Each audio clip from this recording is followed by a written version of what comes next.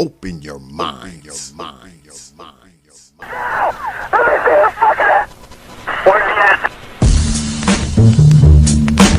Albums of power. Albums of power. Albums of power. Albums of power.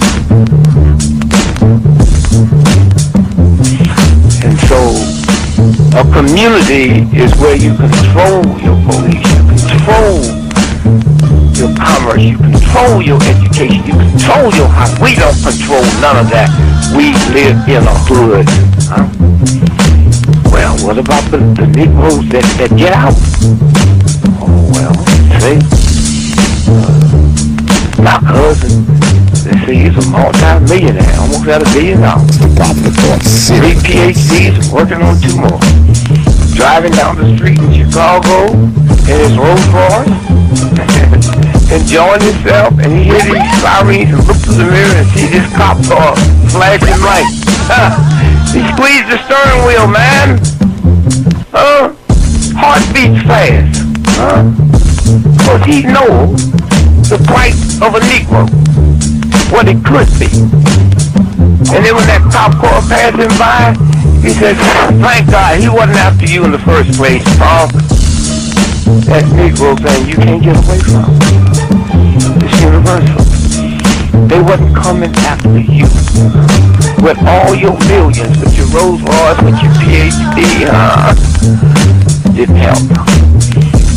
That's the hood. Why do you think you never pick up the paper until you read over and over and see white families?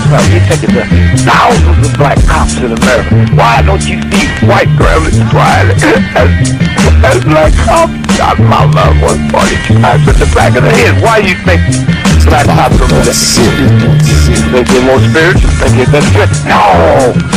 They got enough sense to know that white folks ain't gonna tolerate it. And I will stop in our neighborhood when we decide we will not tolerate it. Now, if we was organized, which is hard to organize people who are just gonna run crazy and you don't know you're crazy. But if we were, with the money we have, and the many people who would come to our aid that don't know what it's like to be a Negro, and we said, look, we saying, if we don't get a federal law to deal with police brutality, that any time a cop or anybody carry a gun, have to have a license just like if you to drive a car. And if you use it wrong, then you'll lose your license. And if it's upheld, you can never work again as a cop or a store guard or a private detective. How do you get Congress to protect it? Well, you take your economic power and you call on your friends, black, white, young and old, and say, this coming Christmas, if we don't have a federal law to outlaw police brutality by law, if we call them for a nationwide boycott of Christmas and it'll start on Thanksgiving. Well, let me tell you what that means. 79% of all retail in America happens between Thanksgiving and Christmas. People stay in business all year, lose money just for Christmas, huh? Well, what happens now? Fifth Avenue, Toys R Us, Sears and Roebuck, Weston House. They will get the bill, and all they got to do is make one phone call and say, Harry, that's the senator, I want that bill pushed through in 3 days. Okay, it's an economic thing.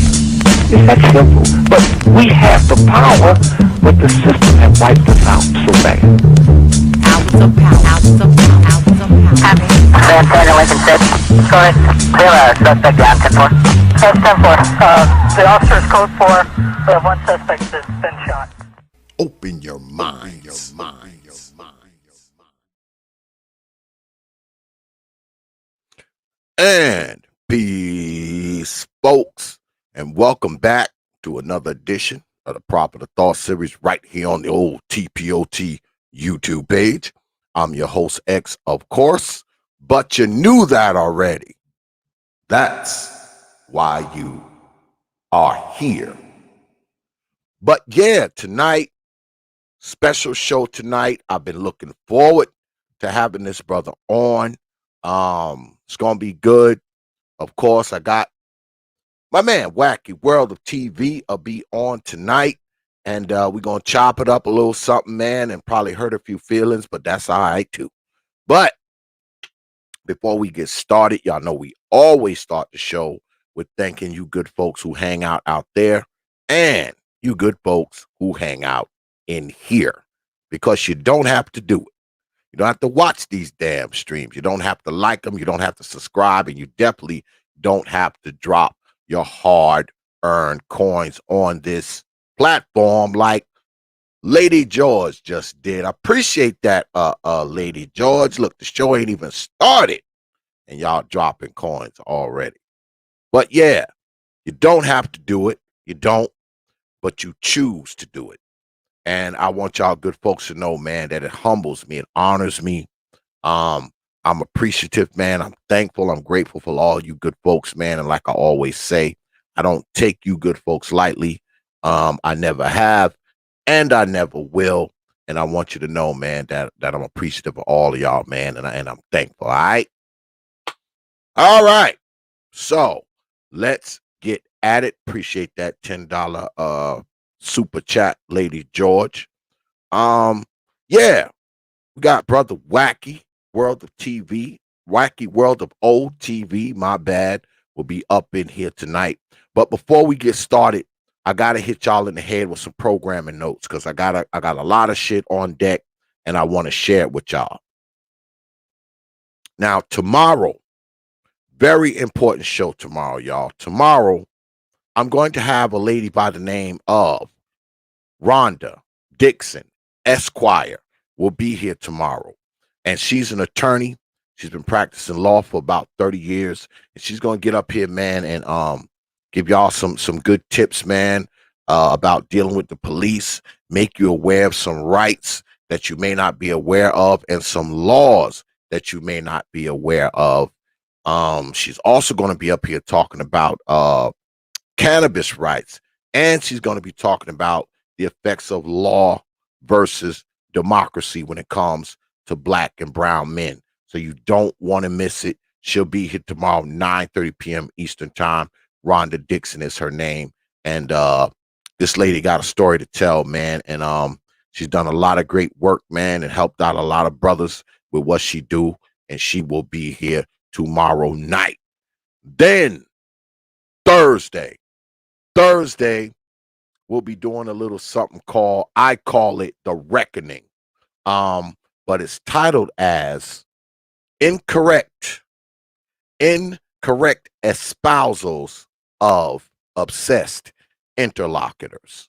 So y'all go ahead and look all those words up and put them together, and you'll know exactly what we're talking about. Y'all gonna want to be here for this one too, because I'm gonna have a lot of heavy hitters in the house that night. I'm not even gonna tell y'all all the folks that be here, but it's that night is gonna be almost like the Avengers. All right, it's gonna be like the Avengers.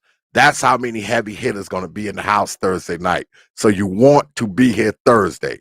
Trust me, Thursday's gonna be it. So make sure you hear Thursday night. All right. Then the following Thursday, we will have the one and only Cut to the Chase will be in the house. I like this young brother. I've been trying to get him up here for a minute, and he's finally gonna come through Thursday night, 9:30 p.m. Eastern time, right here on the T.P.O.T YouTube page, and we're gonna be chopping it up, doing an interview. So make sure you hear. All right. So just a quick reminder: Cut to the Chase next Thursday. This Thursday, The Reckoning, and tomorrow night, Mrs. Rhonda Dixon Esquire will be in the house, hitting y'all in the head with some law tactics. All right. So let's get at it, and without further ado, let me bring in my folk. What's good with it, brother Wacky? Yo, what's going on, brother X? What's up, brother good, X? Thank you for having me on the show. I appreciate it, and hello to everybody on the chat. All right. I'm looking forward to this, man, because this is kind of going to be, and I appreciate that Cash App too, brother Wacky. Appreciate that, brother. No problem.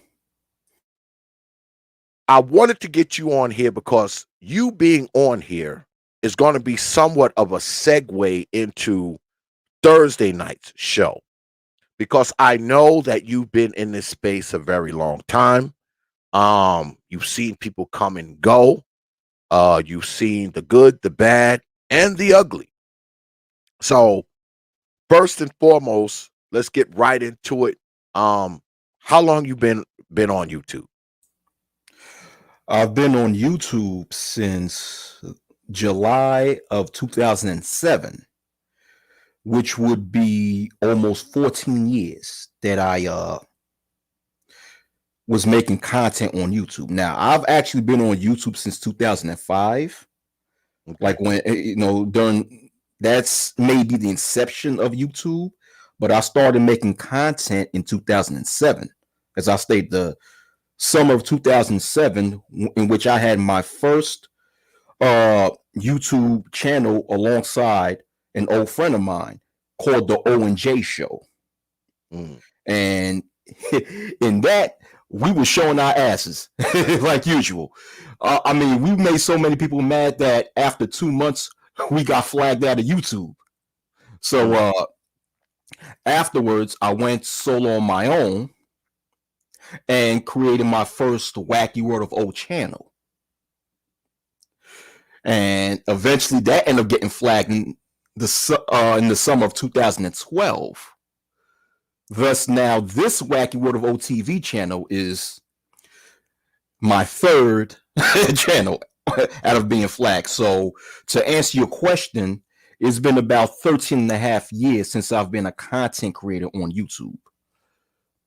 Okay. So, I mean, what made you decide to, I always ask everybody this, what made you decide, one day wake up and say, hey, look, I'm going to make a YouTube channel. I'm going to come on YouTube. What brought you here? It was actually, I mentioned my old friend named Jay, who I had my first channel with. It was really his idea for me to come on YouTube because I was always an opinionated individual, always passionate, and always saw the bigger picture in things. And I've always had 1,000,001 opinions on every single thing, whether it comes to geopolitics, sports, entertainment, society in general.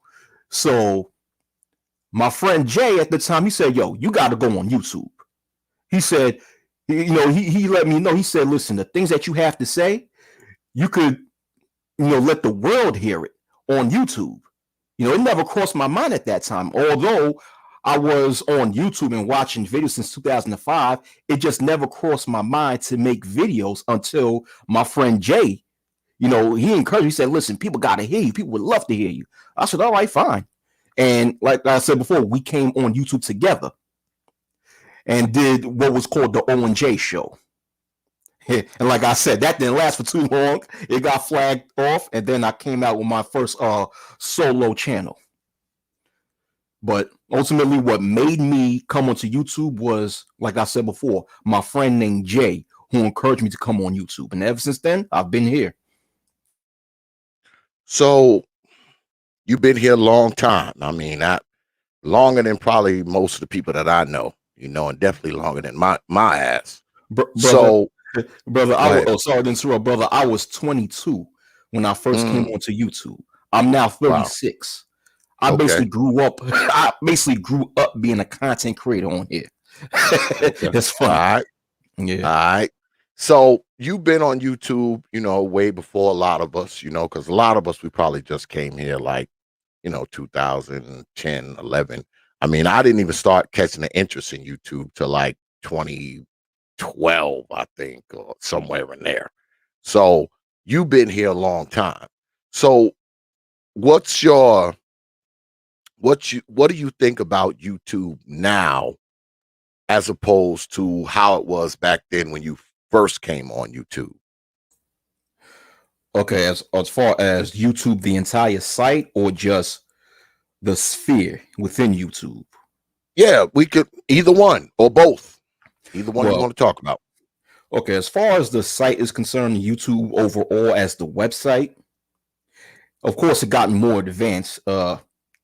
Technically, it got more advanced because when I first came onto YouTube and started making content, content creators could only make videos for up to 10 minutes long, and that was it. And of course, there were no live videos like this where we could have a live panel. You know, the closest thing to a live panel was Block Talk Radio. So a lot of content creators at the time would open up, you know, start shows on Block Talk Radio in order to speak to people live. So, of course, when Google Hangouts came, that sort of crushed Block Talk Radio. So, as far as the site, the technical part of it, it got more advanced. And also on YouTube back then, it was not as strict as it is now. Like back then, you can almost to a degree say what the hell you want, right? But now it's even more strict where you say one wrong word, that could be your ass. So the rules gotten more strict for good reason. Because throughout the time, you know, it was a lot of quote-unquote cyberbullying involved. And, you know, there's different state laws against cyberbullying. So due to more and more cyberbullying involved in YouTube, Facebook, and other social media sites like YouTube gotten more strict with the rules. So there's a difference there. And when it comes to the actual space, now the space gotten bigger and more popular, in which back then this space was more underground. It was more underground. Yeah, so that's some of the things, that's some of the differences that I see when it comes to the space. Now, as far as the conversations involved, now overall, when it comes to just this space that we call the so-called Black manosphere, the conversation sort of devolved, in which in the past, in this space, we put more emphasis on the socio-political and economic mistreatment of Black males in America, and how the environment had an effect on how so-called Black males was mistreated, and how they're being mistreated when they're in relationships and marriages, you know, particularly with so-called Black females, and how the environment played a role in that mistreatment. In which, as to now, the conversations now within the so-called Black manosphere, it gotten more carnal-minded and more shallow, where, you know, when you look around in these dialogues, a lot of people put so much emphasis on how so-called Black females look, how much they weigh. Now, I'm not saying that these things are irrelevant, but there's deeper things that we should focus on and not just stay on that surface level. You know, and people start talking about how, oh, the so-called Black female, they're hitting the walls. You know, a lot of so-called Black females choose to have sexual intercourse with the quote-unquote Pookies and Raries of the world. They don't like to mess with us nerds. So it's always focused upon how so-called Black females look as far as the conversations today. And it's revolved around who so-called Black females choose to have sexual intercourse with. So there's a lack of depth within a lot of the conversations in so-called Black manosphere today, as opposed to the Black manosphere in the past. We was deeper than that. We didn't necessarily care about who a female choose to have sex with and what have you. We put a lot of focus on how Black males was treated when they're in relationships with these females, and how Black males were treated in society in general. So we was more Black male focused in the past, as opposed to now. It seems like people are just more concerned on what Black females are doing. Which to me, I think that's pathetic, but that's just my opinion. So what do you think changed? Like, why did it, you know, because you've been here a long time. I mean, when did you see the change? When did you see it go into more of, you know, the conversation kind of shift to men talking about, men focused stuff to, women? When did you see that? When do you think that shift took place on YouTube? The shift, in my personal opinion, it took place, I'll say, around 2015 and 2016,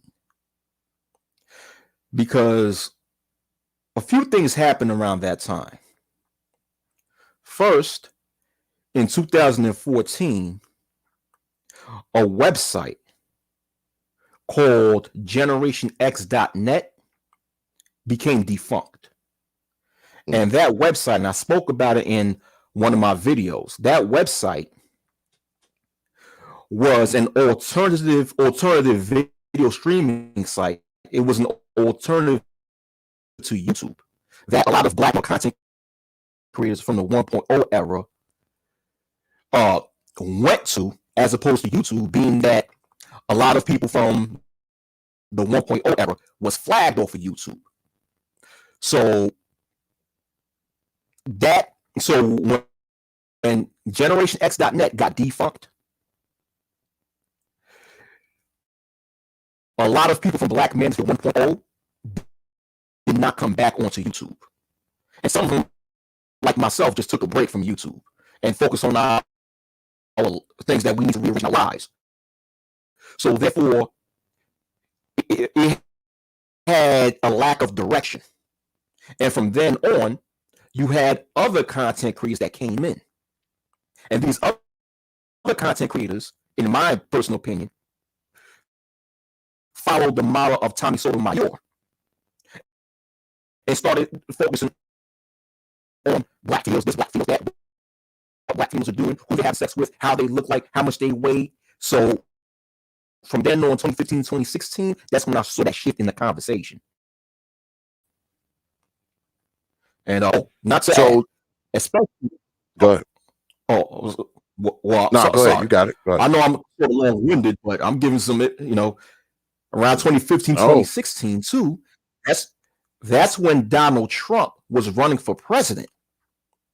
And a lot of people within the Black manosphere and the mainstream manosphere, and the mainstream. Can you hear me? Am I good? Yeah, I can hear you. Go ahead. You good? I can hear you. You got it. Okay. A lot of people within the Black manosphere and the mainstream manosphere, they was they was excited for the fact that Donald Trump was running for president, because they felt that one big reason they was excited for Donald Trump to be president, especially within the so-called Black manosphere, is that they felt that Trump being president would remove a lot of social programs in the United States, a lot of welfare programs. Thus, they felt that it would put Black females in a position where they would once again need a Black male to be with Black males in order for them to survive. Thus, they felt that Trump being president would bring Black females back to the so-called negotiation table. And due to them believing that, the conversations became even more female focused. So I'm done. I'm sorry. But I mean, to that, I mean, well, it never happened, of course, because he didn't cut too much of anything, that was really going to affect anybody. But well, let me ask you this: do you consider the talk about females? Because I mean, I've done it too. I actually still do it. That's not really my side of the block. I understand, brothers. I'm more focused on the treatment of children as far as women are concerned, because I feel like this, you can't change grown folks. Grown folks gonna do whatever. I get pissed off when children are treated bad by these women. Ergo the saying, these old moms. I have a tendency to more focus on that. But let me ask you this: do you think that the content that brothers, or should I say the material that brothers put out, do you think some of it is out of line? Do you think some of it's out of line? Oh, of course. Some of it can be out of line. Yeah. Some of the content that brothers are putting now, yeah, are out of line because a lot of it is mixed with Hold on a a second, brother bunch Wacky. of.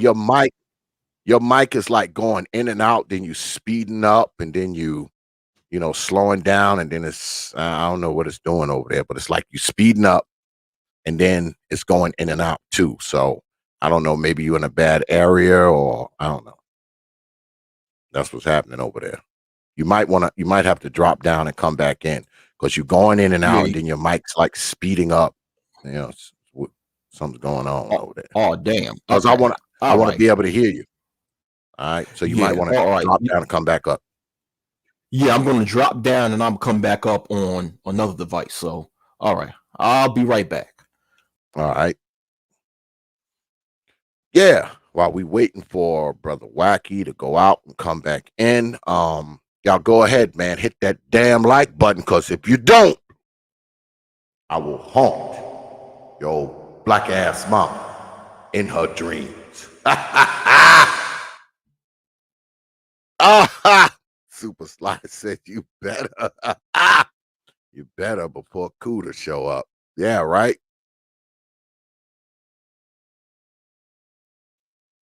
DJ Cooter pop up in here, god damn it.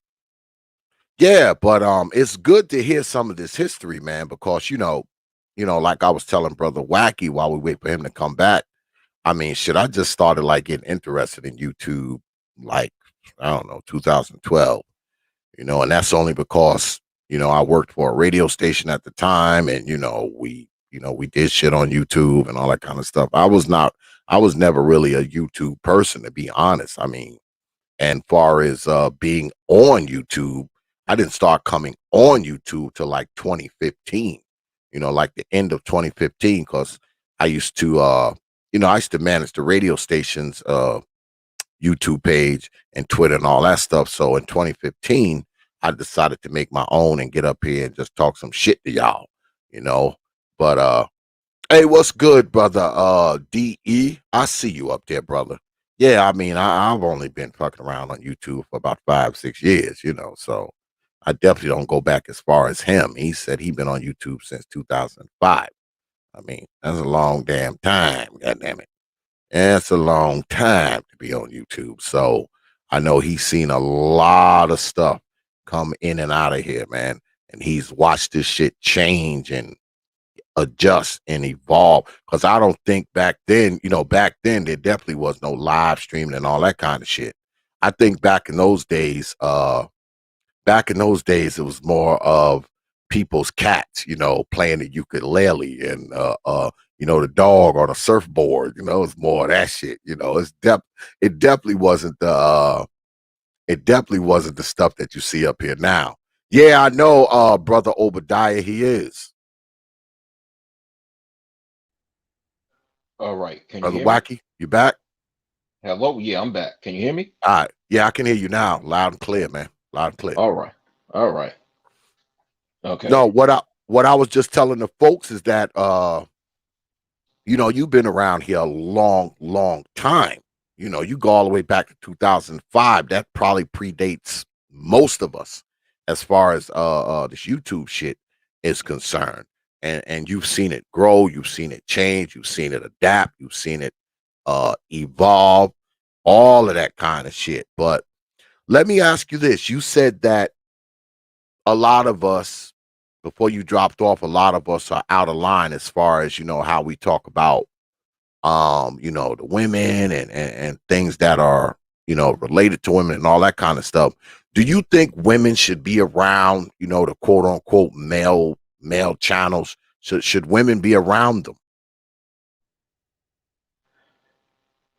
If females have something positive to contribute and they genuinely care about the upliftment of so-called black males, then I don't see any reason why they should not be in this space. You see, a lot of people don't realize that some of the original content creators of Manosphere one of Black Manosphere 1.0 were Black females. Specifically, Mm, three Black female content creators, which are the names of these creators are Statuesque One out of Detroit, Michigan. Another Black female content creator went by the name of Humble Queen, and another one by the name of Nubian Queen. mm, And these were smart and intelligent so-called Black females who genuinely cared about the status or the state that so-called Black males in America was currently in, and who wanted to help change that. So this space was some of the original, like I said before, some of the original creators of this space were females. And this mm, space was never meant to be a space that only males can be involved in. Now, don't get me wrong, I understand that this space is centered around the advancement and the betterment of males, specifically Black males. I understand that. So by default, it's going to be mostly males that's going to be involved within this space. But like I said before, if females come into this space and they have something positive to contribute, then I don't see anything wrong with that. As a matter of fact, within the mainstream manosphere, or what we call the white manosphere, there have always been females in there.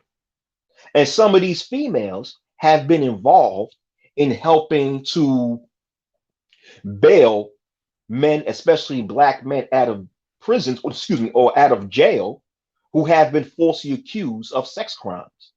One of these females goes by the name of Diana Davis.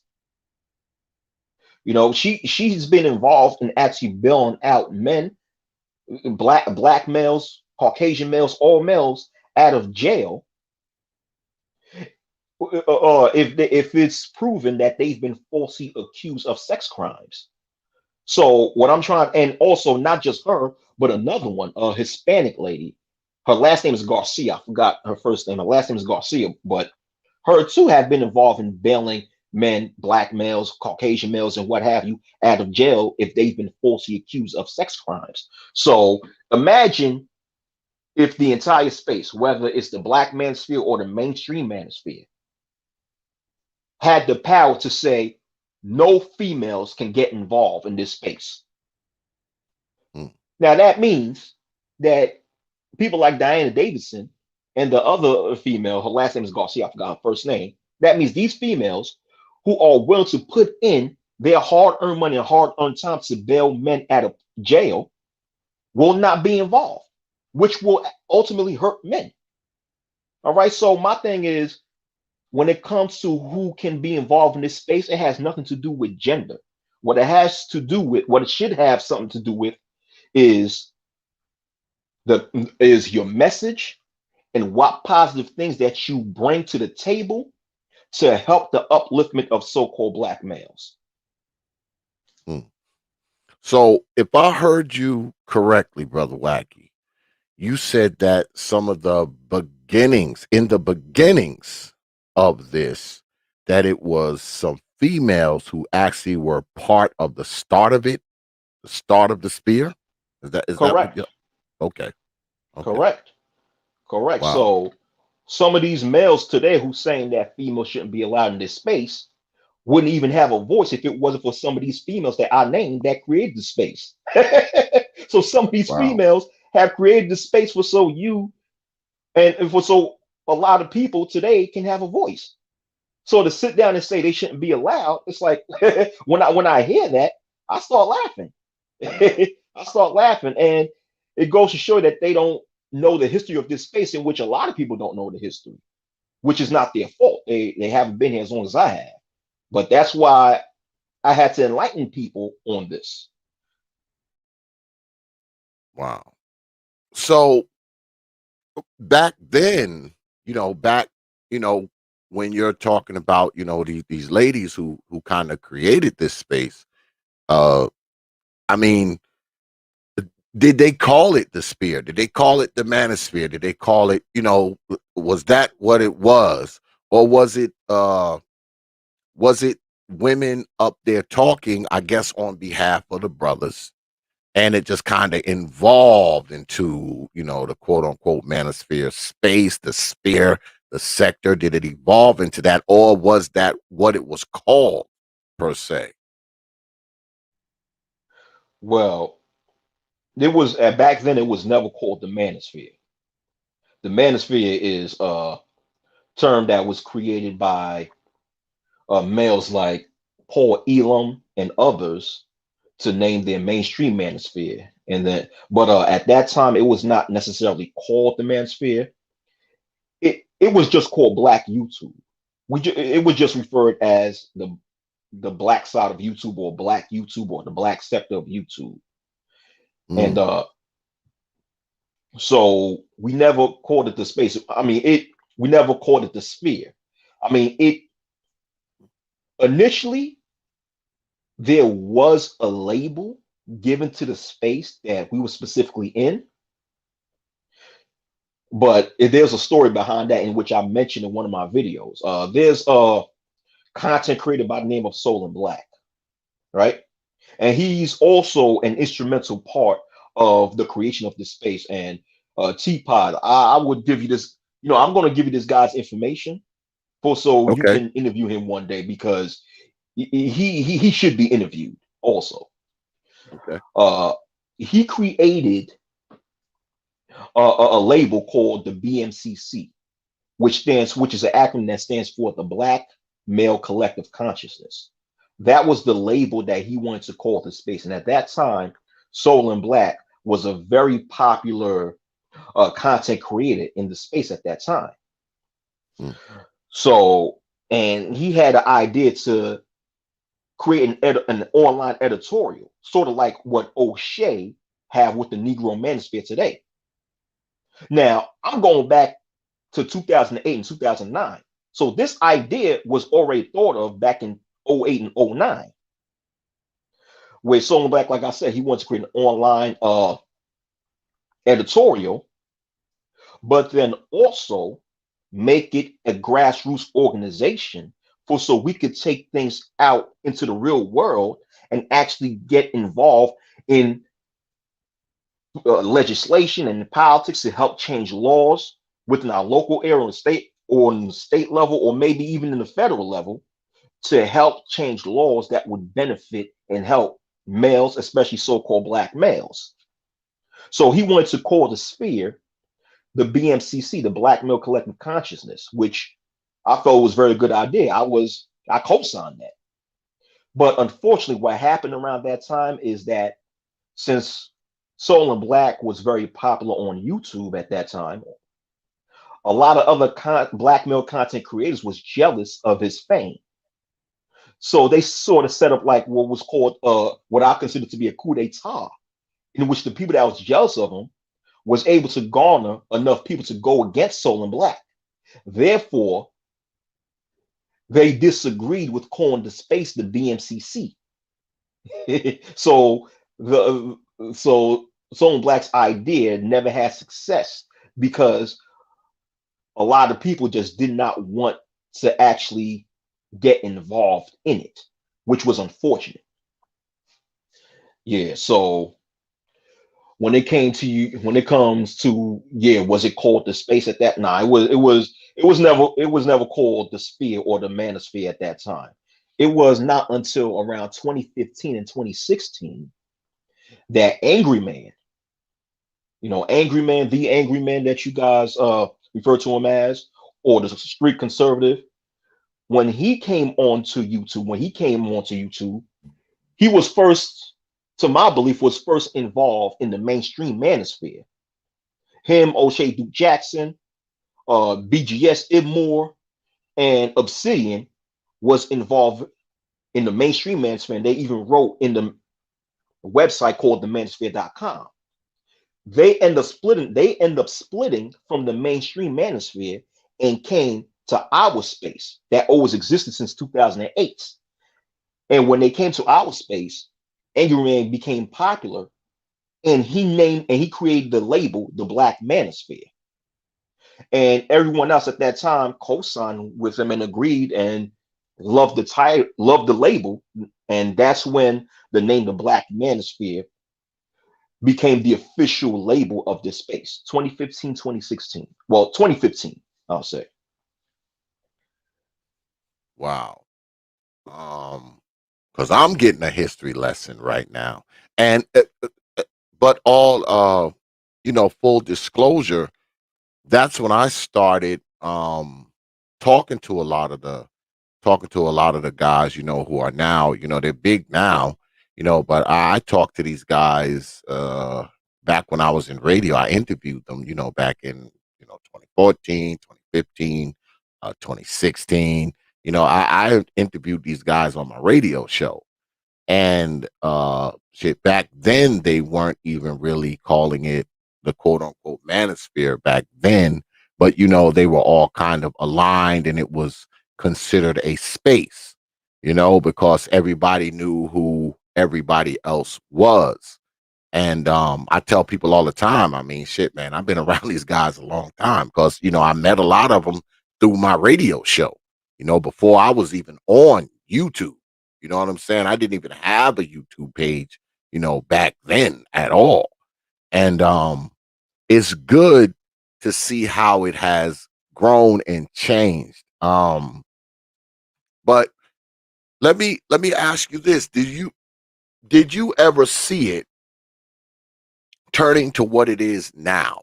I mean, did you ever think it would get to where it is now? Because like I was telling everybody earlier, YouTube used to be, the cat playing the piano and the dog riding the skateboard, that kind of stuff. Did you ever see it getting to where it is now? Did you ever see that coming? You know what, Teapot, it's funny that you asked that question because back in, this was 2009, 2010,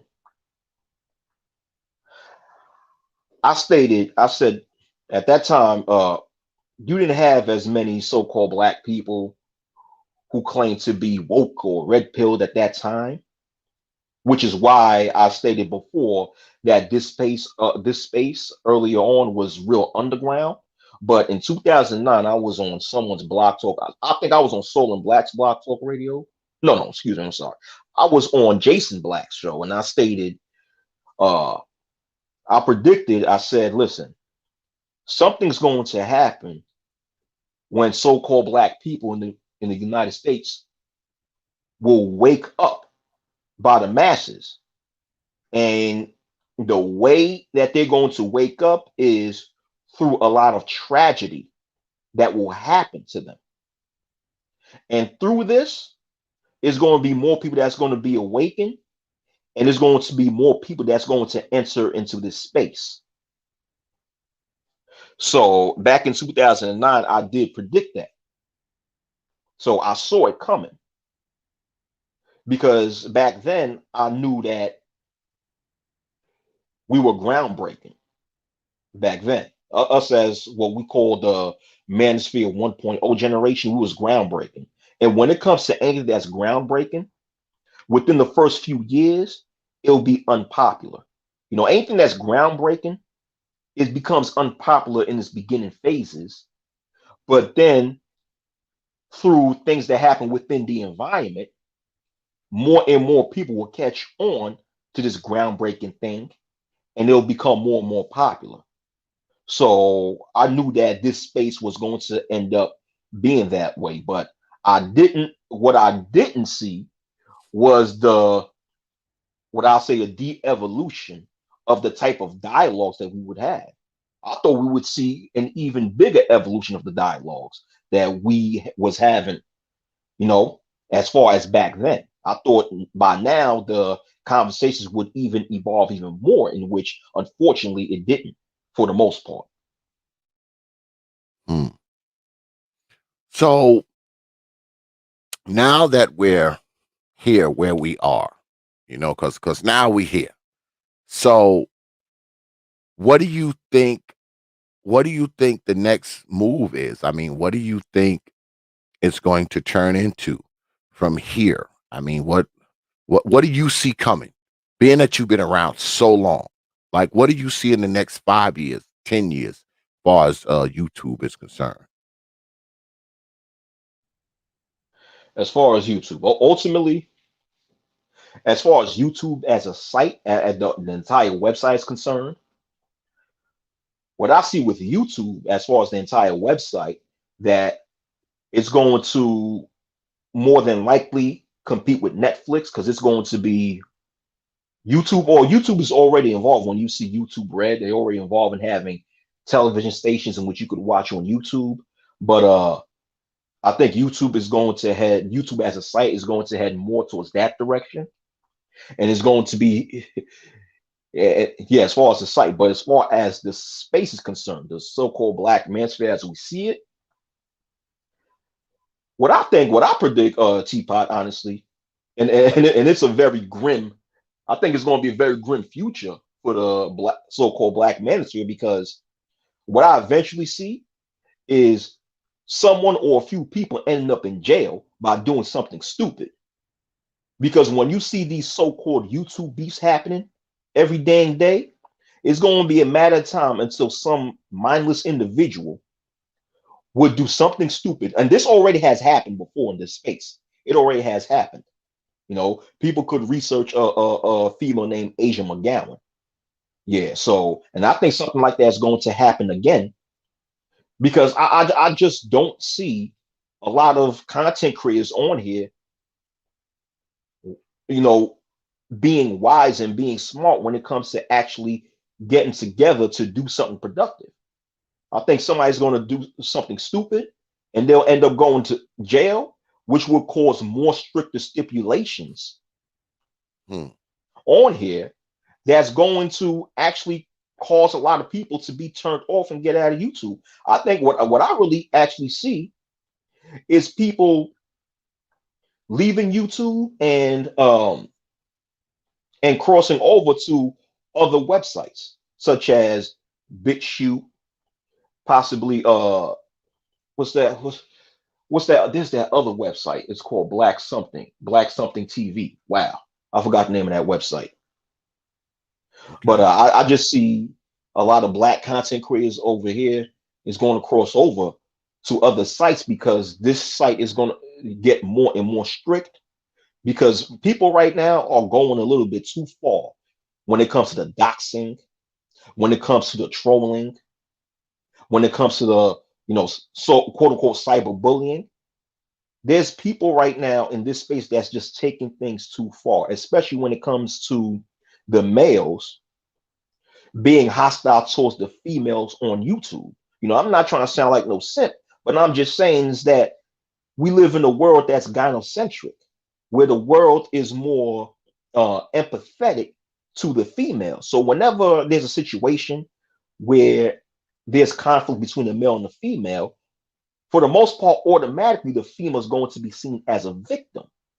So being Hmm. that we live in that type of society, when you have a space where you have a lot of male trolls, cyberbullying female content creators and other females, is going to get is going to eventually have females hire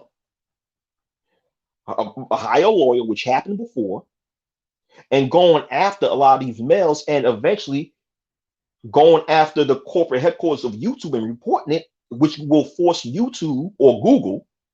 I'm saying, yeah, the corporate headquarters of Google, which will force Google to put more stricter stipulations. That's going to cause a lot of black male content creators to get out of here and go to another site. I see Hmm. that because, well, like I said before, I'm sorry to sound redundant, but a lot of people now are just taking things too far when it comes to uh, engaging in conflict with another person. They're doxing people, putting people's personal information. Now you have people that's putting out people's information about other people's family members, people's wives, people's husbands, people's kids, people's mothers, people's fathers, people, you know, calling people's jobs, you know, trying to get them fired.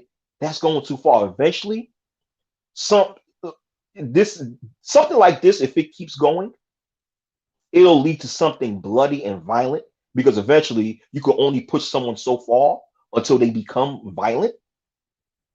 And that too will cause Google to put stricter stipulations on content creators on here, which would cause a lot of content creators to get out of here and go to other websites. So that's my take on it.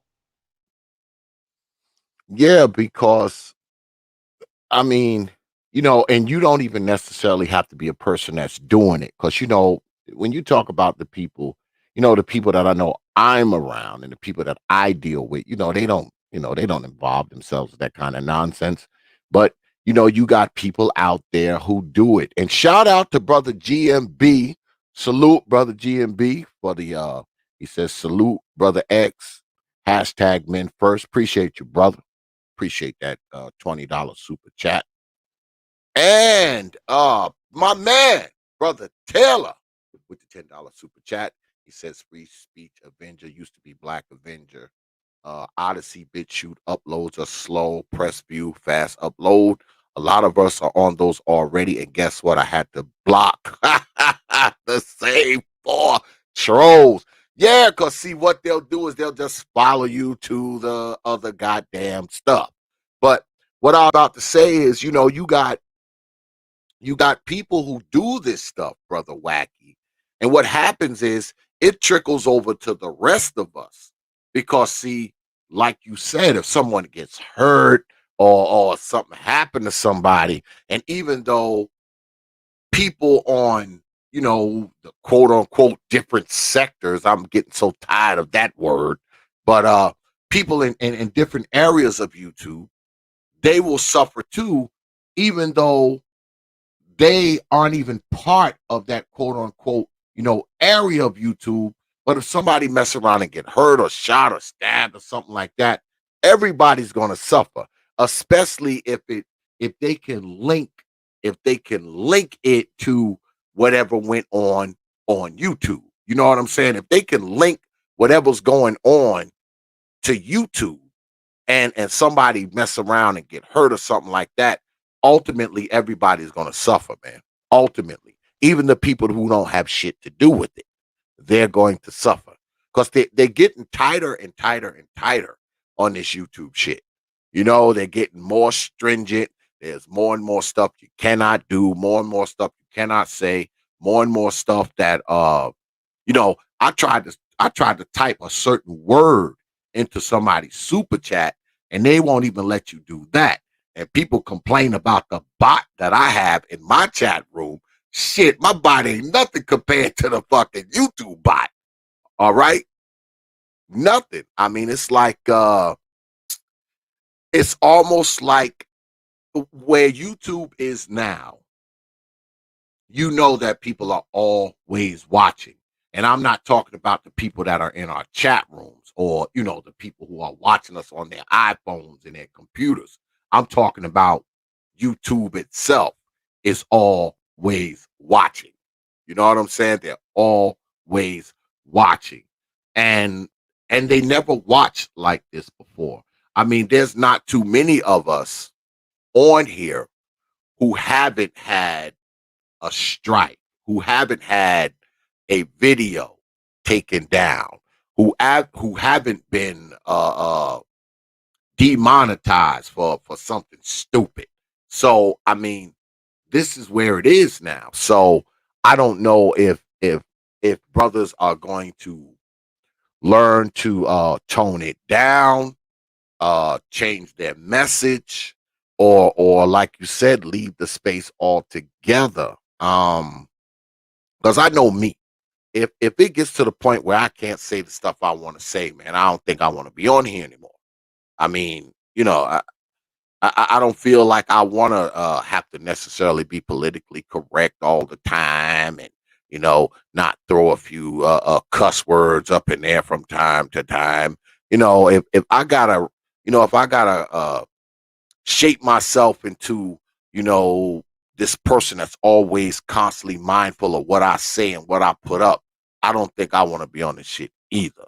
But do you think as a veteran of this YouTube stuff, as a veteran of the spear, do you think that it can survive? Can brothers survive on YouTube?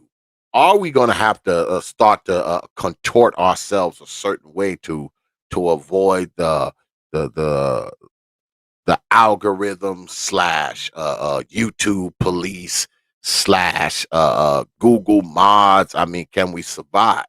And do we have to kind of learn to contort ourselves to fit in whatever box YouTube wants you to be in? I mean, yeah, we can survive.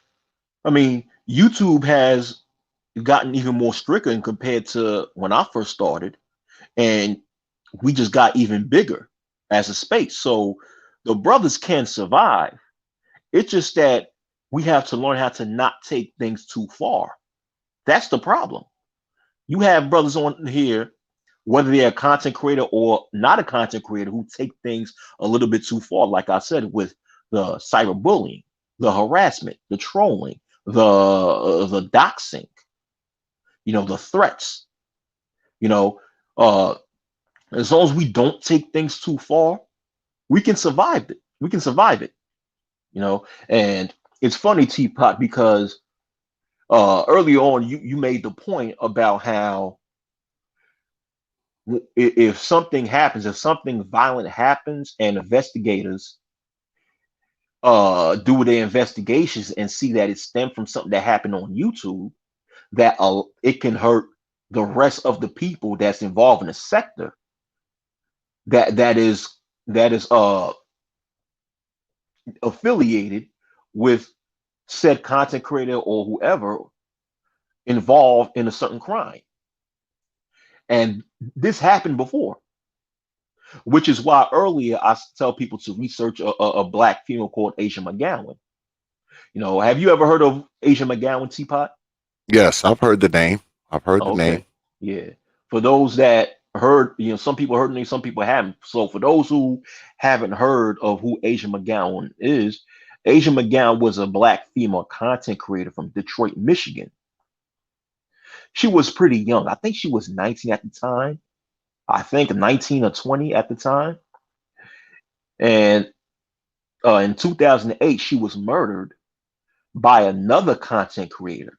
His name was Anthony. His first name was Anthony. I forgot his last name. And I remember this. I think Anthony Powell was his name. I know his first name is Anthony. Either his last name was Powell or something. I forgot. So anybody in the chat can correct me about his last name. But Anthony, who's also from Detroit, Michigan at the time, from what the reports were, was that Asia McGowan and Anthony, they had a friendship. And Anthony, who was also a black male content creator, he listened to a lot of Sergeant Willie Pete. And Sergeant Willie Pete at that time was real popular. So Yeah.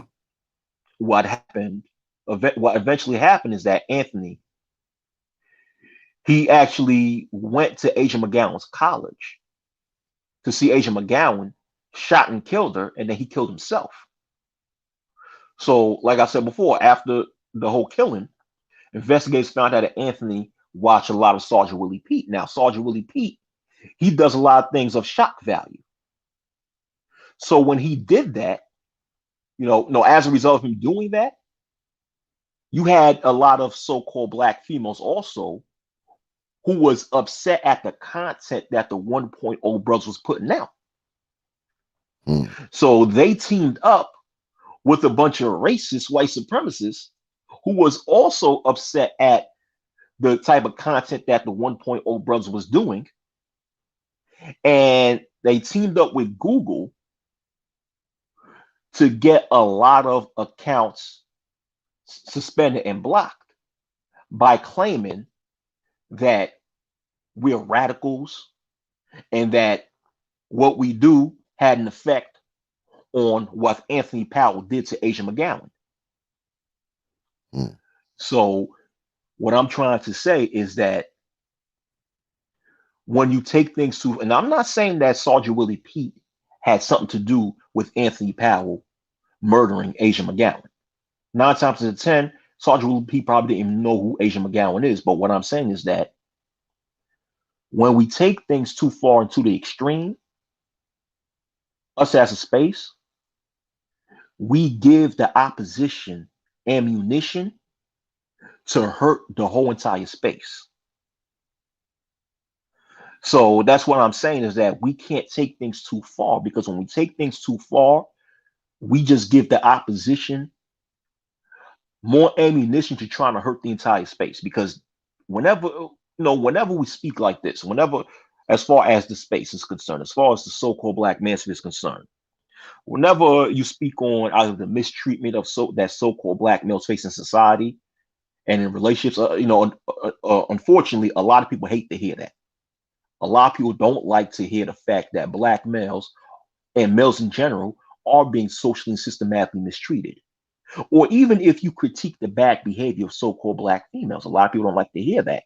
So they want to find, so these people who don't want to hear that would love to find a way to destroy you.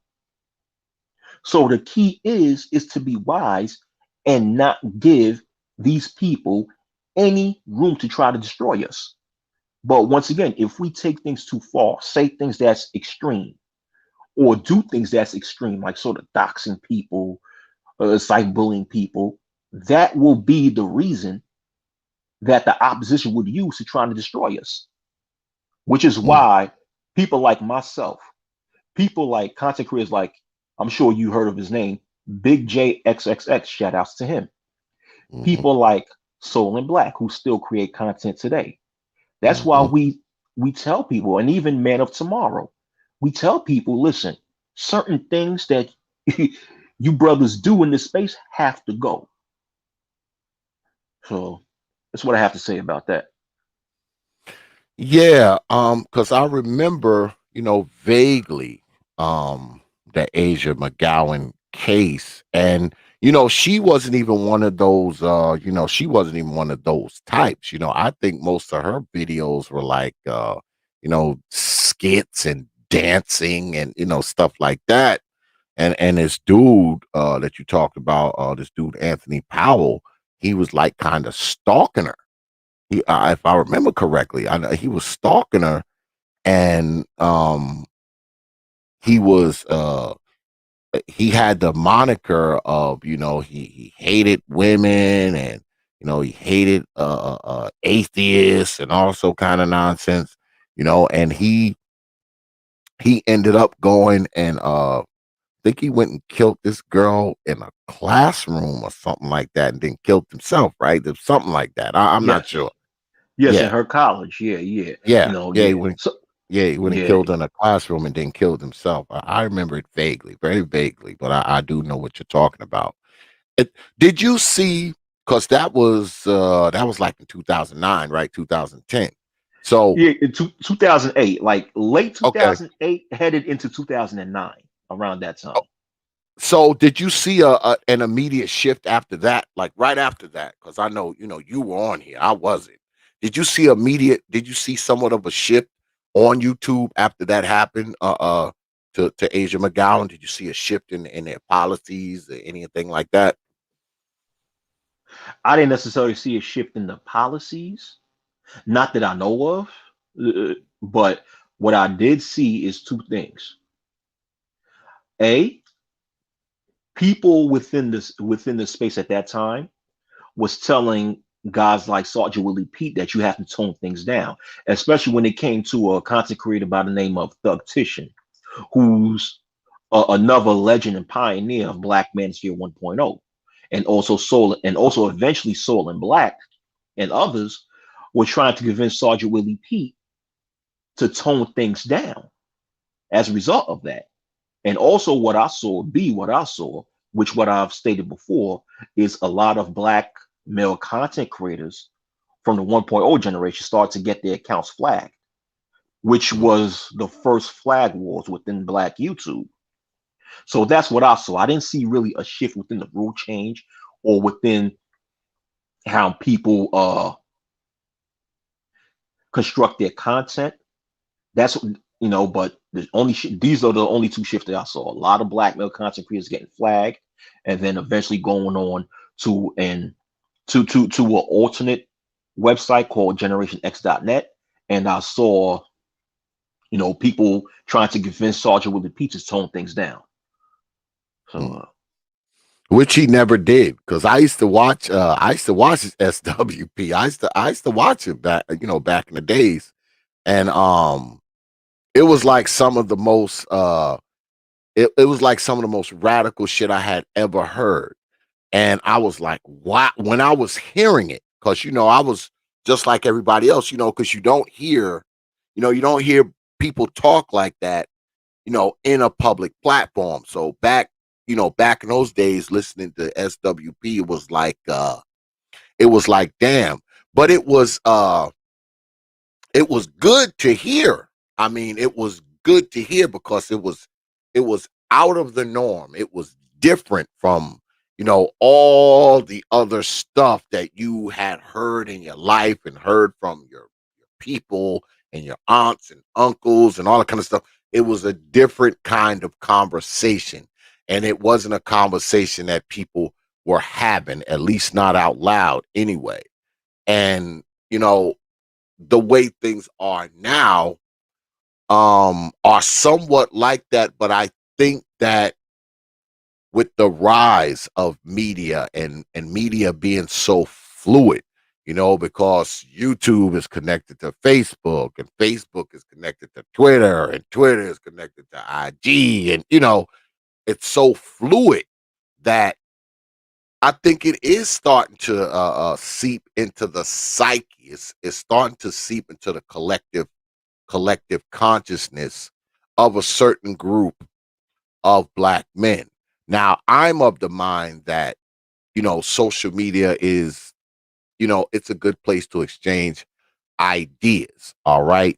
I think that's probably its primary thing to me. I mean, its primary thing is that, it's a good place, to exchange ideas, between brothers or between whoever. And I think what happens is, man, I think a lot of people do take it a little too far, especially when you're bringing people's families into shit. You bringing their wives into things, their children. You calling their job. You showing pictures of their house. You showing pictures of them, showing pictures of their children. I mean, I don't even know what people get out of that at this point. Like, what are you getting out of showing pictures of someone's children? What are you getting out of showing pictures of someone's mom? Like, I mean, to what end are you doing this kind of stuff? Like, to what end? What do you think is going to happen? You think if you show their mom or their kids or their wife or their brother, whoever, is that now going to make them not be on YouTube anymore? It's like, I don't know, man. That kind of stuff to me is just insane. I mean, it's one thing for brothers to be beefing with each other because we're going to see that as long as brothers are on YouTube.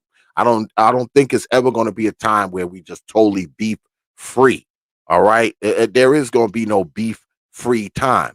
But when you want to freaking show people's children and their grandkids and their mother and all this kind of nonsense, what is that for? I would like people to tell me what exactly that is for and what exactly does it accomplish for you. What are you getting out of it? Is it one of those things where you can say, gotcha?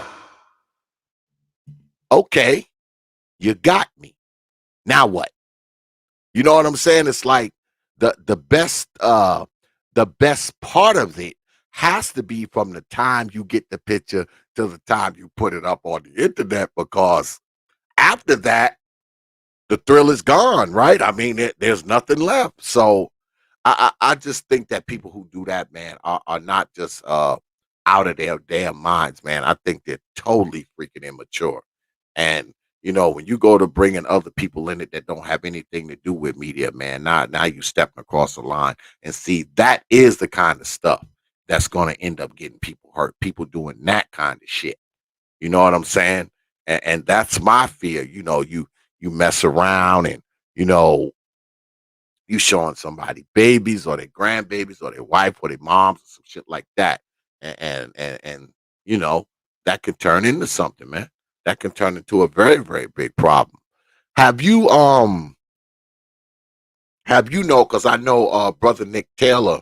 was talking about Zach TV because Zach TV got killed, on some bullshit, and I don't even know why they killed him because all he did was go around and interview people, if I remember correctly.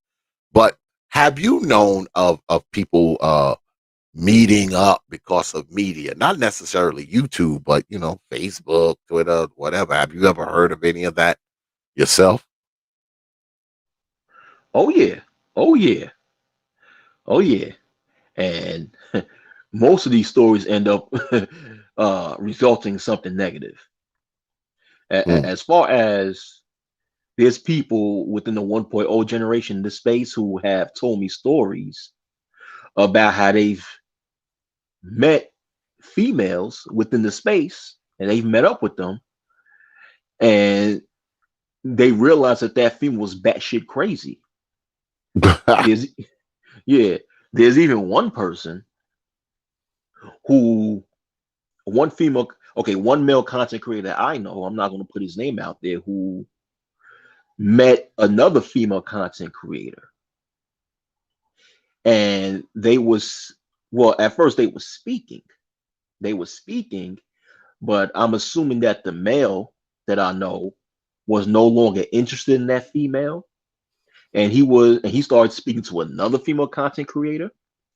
So this male content creator who lives in New York, as far as what he told me, took a trip to California to see the other content creator, the other female that he was interested in. I'll say female B. Mm. Now, come to find out that female A knew which hotel that he was staying at. So she went to his hotel room uninvited and saw this male with female B. Mm. And she flipped out. And then when things was over, she made a video speaking about this male, trying to play the victim, saying that, oh, he played me, he did this, he did that. So then when I got to hear the other side of the story, which is the male side of the story, he showed me text messages of how she threatened him. Talking about, I know where you live. I'm going to come and see you. I'm what? I'm like, Mm. damn, yeah. So yeah, yeah. See, And see, that's crazy, man. When the people talk about pulling up to the crib and all that old kind of nonsense. Cause see, that's the shit that will get you hurt. I mean, you show up to somebody's house, man. You gonna fuck around and get hurt. Yeah, you're gonna get hurt, especially uninvited. yep, Cause I know me. All right, if you're pulling up to my house uninvited, I'm assuming your intentions are bad. All right. You don't have good intentions for me. You don't have good intentions for me. I gotta think about my wife. I gotta think about my grandbabies. I gotta think about all of that. So, you're probably not gonna get far. When I look on the surveillance camera and you out front, I already know you ain't here for good intentions. So I mean, like I said, that kind of shit is gonna get people hurt, man. I mean, yeah, and yeah, I advise anybody out there, man, don't be going to nobody's house, man. Stay away from people's cribs, man. I mean, if you're gonna do something, the last thing you want to do is that. Don't be showing up nobody's house, man. Don't. I'm telling you. Especially yeah, people who live, especially people who live in open carry states. All right. Don't do it. That's all I can say. and, Don't do it.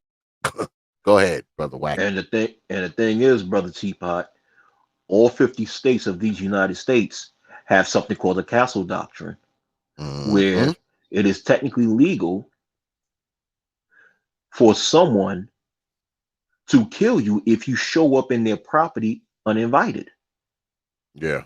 It's perfectly legal, especially in open and carry states, in these open and carry red states throughout the South and the Midwest. It's a closed deal. Oh You yeah. go I to a live in person's house. I live in I live in an open carry state. So, Yeah, you already know what it is at X House. You already know what it is when you come here. You yep, already know what it is.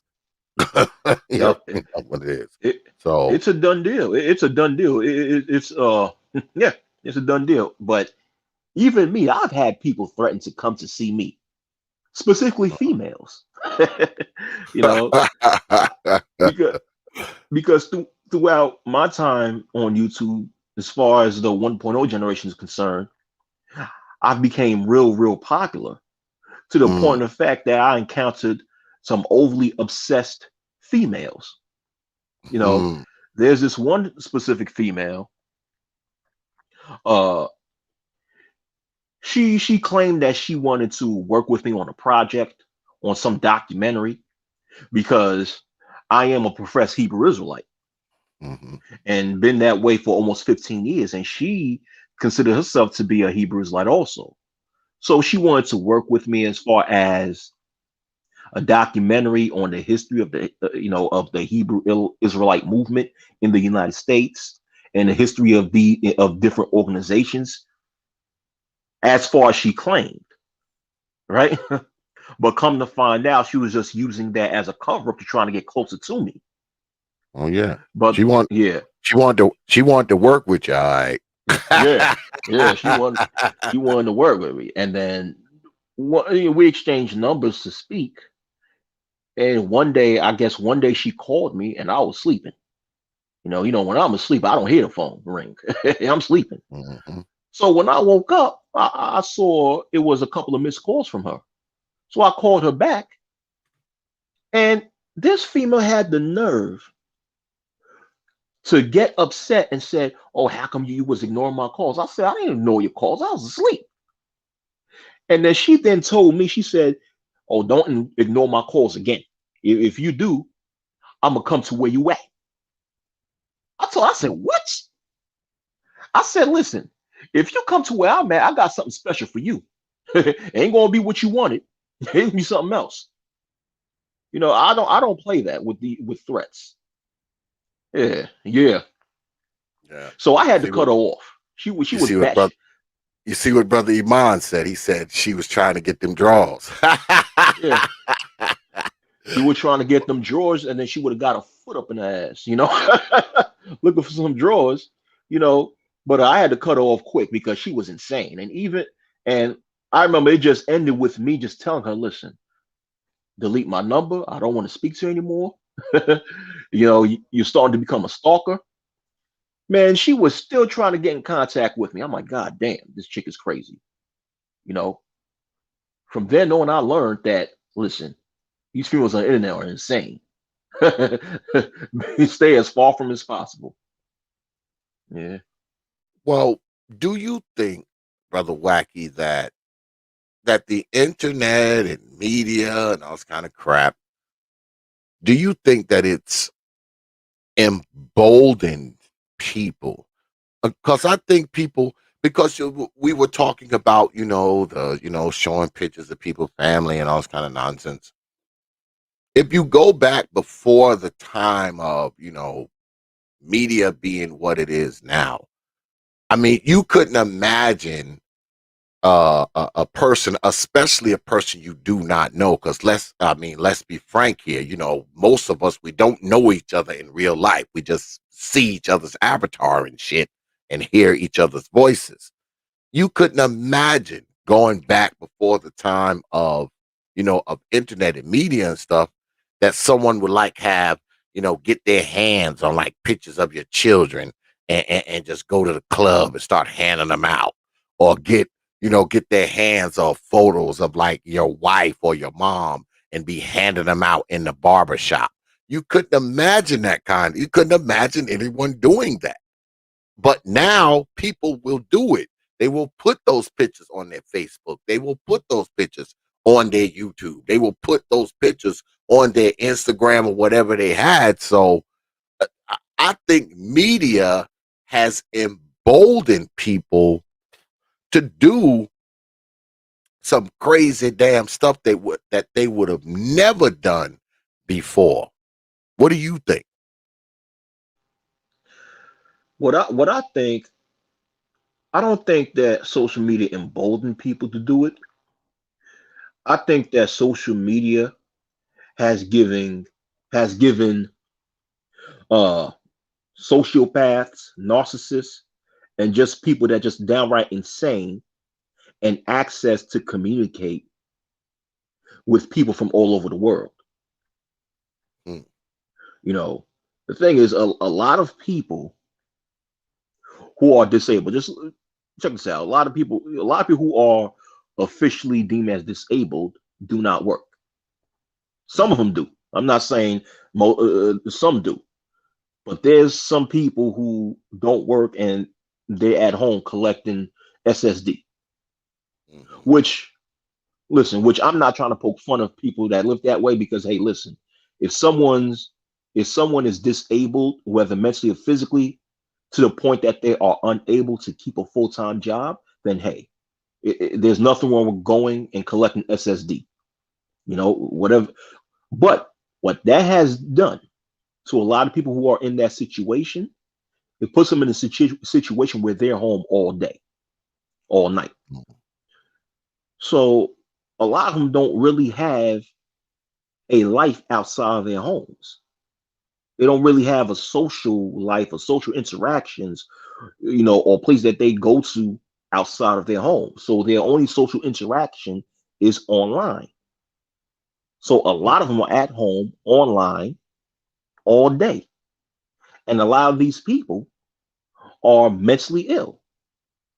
And when people are mentally ill, they don't socialize in a way that we deem as normal.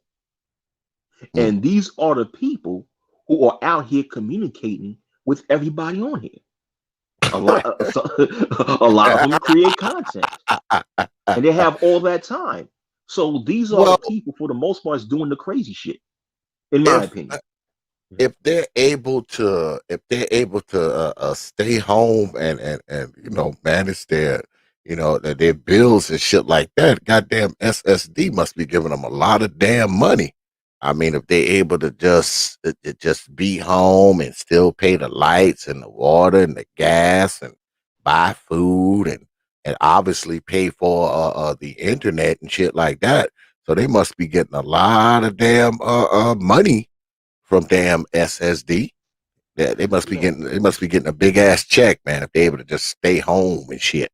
a lot of people who are, officially disabled, they have either they have reduced paid rent paid for by the government, or they have the government paying them rent, or they're living with somebody, and that person that they live with is collecting, some of the SSD money themselves, Mm, like a okay. family member. So it benefits that person to keep that disabled person in their home because they're collecting some of that money, or the money's coming in their name. Oh, So okay. a lot of people who are disabled are living these types of situations, Living with each other because living with two each other. Yeah. two SSDs is better than one. What the hell? Yeah. A, That's a crazy. lot a lot of them are living with a family member, and the SSD money a lot of times is coming in that family member's name. So it benefits that family member, like I said before, to keep that disabled individual in their house, you know? Or like I said, a lot of them, like because I have a family member who is officially mentally disabled, but he, fortunately for him, he's a functional person because he goes out and work, but he gets reduced paid rent. He gets his own, Okay. he has his own, place, and he gets reduced paid rent, in which most of it's paid by the government, and he only pays like a small percentage of his rent. So you have some disabled people who's living like that. So so it's not as if they're getting so much money that money alone is paying for all the bills, the utility bills and what have you. If that's the case, sign me up. Shit. Shit. If that was the case, sign me the hell up. Shoot. You Well, know? I'm of the mind. I know, and I say this a lot, and motherfuckers already know what I'm about to say. I feel like there are quite a bit of, I'm not going to say everybody, but I mean, it's quite a bit of, as I refer to them as cellar dwellers. And the cellar dwellers are, the people, they live in their mom's basement, they live in their grandmom's basement. They ain't had a job in like 9 years, and they just on the internet all the time. I mean, that's just their life. You go down in the basement, they're in the basement because when you talk to them, you can hear the boiler firing over and shit like that because, it's right next to their bed and shit. And I think you're right. I think that there are some people who spend a hell of a lot of time on here, and this is all they do. And I think that it has, I think it has an effect on them. I don't think you can be on this thing, man, all day, every day, and it not have an effect on you. I think the people who actually, pull away from this shit from time, because they got to get their black ass up and go to work. Those kind of people are probably not as fixated and obsessed as the people who you describe who are, it's like a couple of them in there and they all get SSD money or whatever. And they just own the internet all day. I think that the people who actually have, things going on in their life, like jobs and businesses and lives and wives and children and shit like that, they're probably the more centered and probably the more grounded of people that are actually on here. My thing is this though. I mean, if this stuff has affected your mind to the point, well, if you already nuts and you're fixated with YouTube, that definitely can't be a good combination. If you already like nuts and then you on YouTube 15 hours a day, I just don't think that's a good combination at all. And you said that the mentally ill people are making content. Those the Yeah. ones making Oh content. yeah. Oh yeah.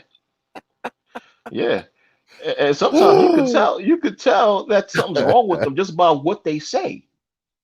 You know? Sometimes I listen to what some of these people say and how they behave, and I'm like, what the hell? Where'd you get this from? You know?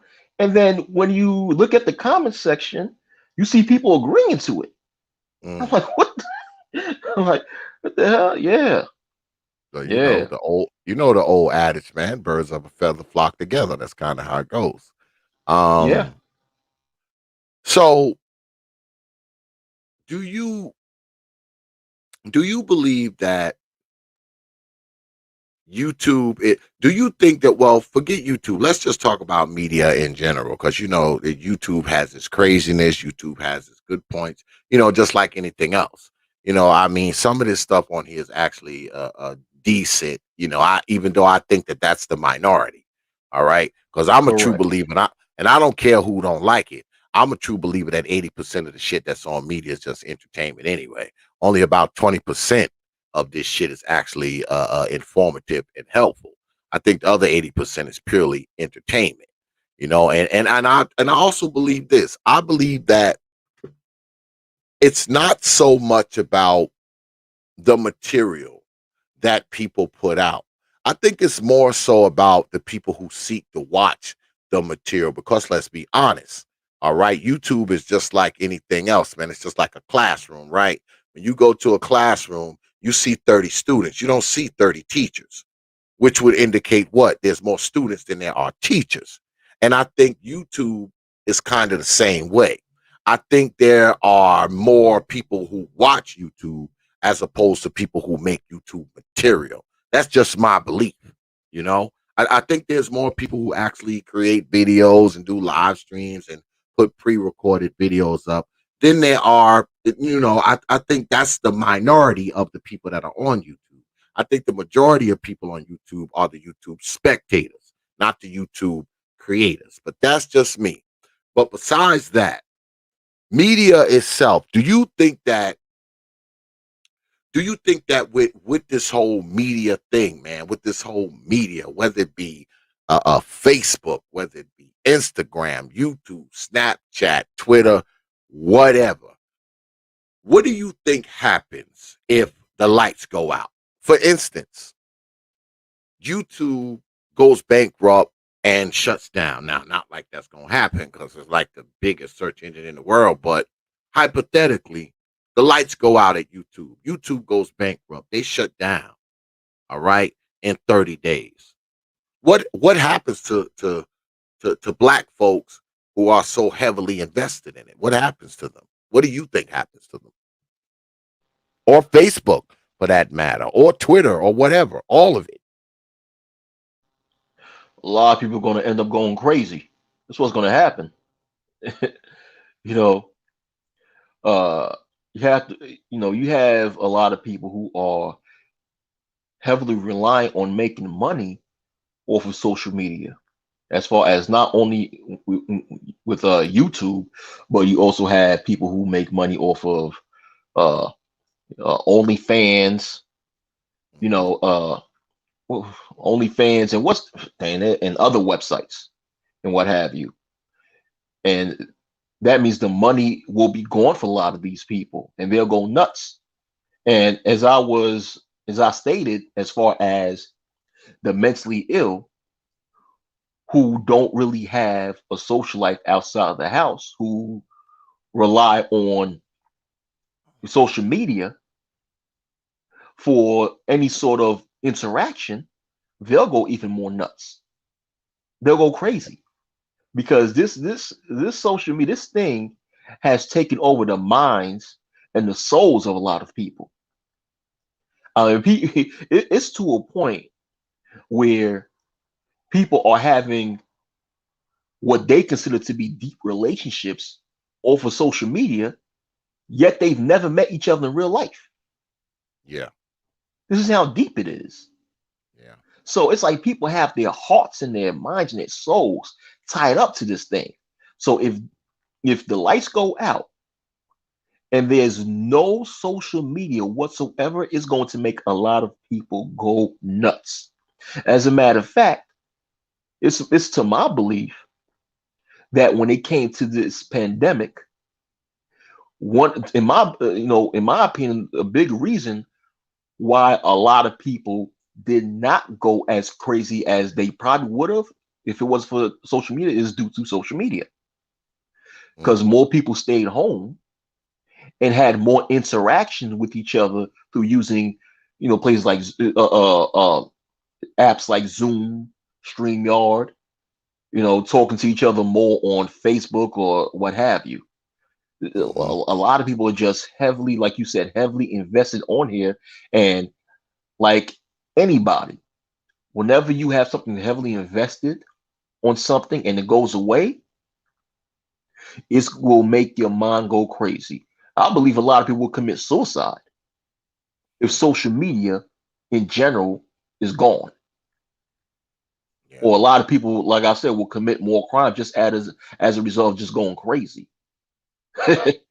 yeah, That's scary when you yeah, think about it. That how such a thing like social media, something virtual, has so much of an impact on actual human beings. That's crazy. yeah.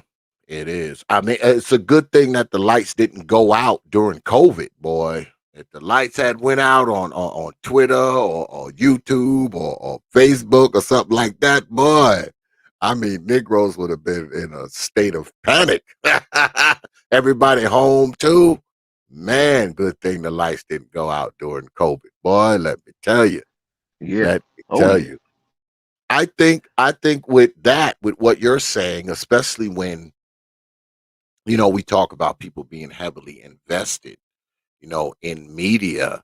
I think a lot of this media stuff, man, and I hope I'm wrong, but I don't think I am. I think a lot of this media stuff, man, causes people to neglect other areas in their lives. Like their children, like their health. I had brother Third Ward up here, man, like a couple weeks ago, and he said something very important. He said, he said, if a person's on media 10, 15, 20 hours a day, when do they have time to take a bath? When do they have time to brush their teeth? When do they have time to, do anything? change their clothes, change their boxes. I mean, and he was absolutely right. Because if you're here 10, 15, 20 hours a day, every single day, when are you doing all this other shit? When are you doing all this other shit? You know what I'm saying? When are you taking a bath? When are Right. you washing your face? When are you brushing your teeth? When are you changing your fucking boxes, your socks, your clothes? When are you doing it? If you're here, because there's only 24 hours in a day, right? Unless they done created another day, and now the days are 35 hours long. If you're spending half of the shit up here, when are you doing the other stuff? When? I mean, I don't know. I don't know, man. I just don't get it. Brother Iman said they play it when they in the shower. I guess, I guess, brother Iman. I guess, man. I guess they doing it. When they get in the shower, they just put they put the damn they put the iPad or the little laptop or the Chromebook or whatever they do, they just put it in the bathroom. Then they, hop in the tub and watch it while they in there bathing. I don't know. I mean, and You know, if you're doing that, you're insane. If that's what you're doing every day, by the way, you're insane. But go ahead, bro. Go ahead. yo, it's funny. It's funny, Teapot, because there's an invention in which they make clear shower curtains with pockets inside of them. Hmm. And in these pockets, you could put your device in these pockets so they won't get wet.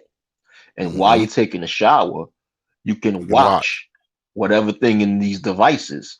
So people are Mhm. literally, even though, E-Man, he's making a joke out of it, but in reality, people can now do that. People can now, there's an invention where people can, where people can now literally do that, you know? Yeah, see, me, I don't. I mean, I don't even. Me, I'm not much for taking shit in the bathroom with me, except the shit I need to do what I got to do. I mean, I don't got my laptop in there.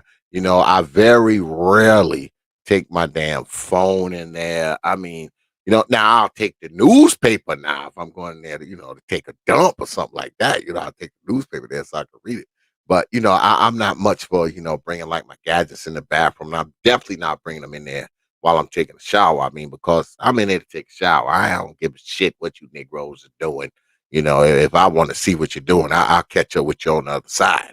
So, I mean, but I do understand that people are so quote unquote connected.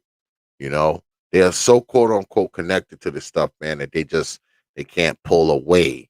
They just can't pull away to take a bath or take a dump or brush their teeth, wash their hair, change their clothes, change their boxes. I mean, they're just so attached to this shit that they afraid to miss any moment of anything, and that in itself has to be some form of mental illness itself.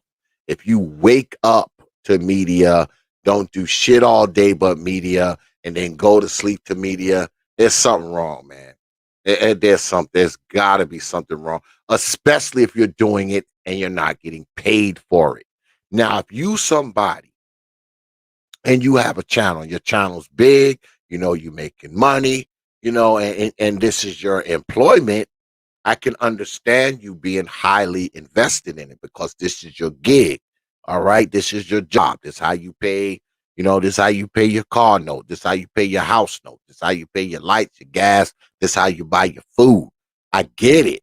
But we all know that those people are a minority too. It's not like everybody on here is making all this money, that they can afford to pay their mortgage and their gas and their lights and their car note. Because most of us on here aren't making money like that. That's a small handful of us, man. That's not a lot of us. Not a lot of us are making money like that, man. We're not. Some of these people, they're on this shit 20 hours a day, man, and they just in the chat. They just in the chat. They panel hopping and shit. You know, a lot of these people that you see, I mean, they don't even really have like channels like that where they're making content, and this is actually a form of revenue for them. And that to me, that's really insane because I ain't doing shit. All right, I ain't doing nothing 10 hours a day straight that I ain't getting paid for. Fuck that. 10 hours straight, and I'm making $0. Absolutely not. I don't even Exactly. sleep. I don't even sleep for 10 hours. All right. I don't even sleep 10 hours a night. So absolutely not. So to me, that's definitely insane. But let me let me ask you about your let me ask you about your channel. What do you consider your channel, your platform? What do you consider it? I consider it to be a channel of multiple layers because traditionally, what I've always done with my channel is that I've always had opinions on several different topics. Well, it's mostly consists of socio-political topics considered in form of politics and also social issues concerning so-called Black America and Black people in general. So, and I also have done biblical topics because once again, I do consider myself to be a professed Hebrew Israelite. I've actually even made videos about sports, what's going on in the world of sports. So I don't have really one unanimous category because I'm not only involved in the so-called Black manosphere. I'm involved in several different spaces. I'm the type of person I never limit myself to just one thing. You know, I've always been somebody who have been multi-layered. So I just look at it as my channel just to be just you being invited into my world, knowing my opinions and knowing my perspective on certain things. But the majority of my topics I cover, social, political, and economic issues affecting so-called Black males and Black America in general. But like I said, I also cover a lot of other topics.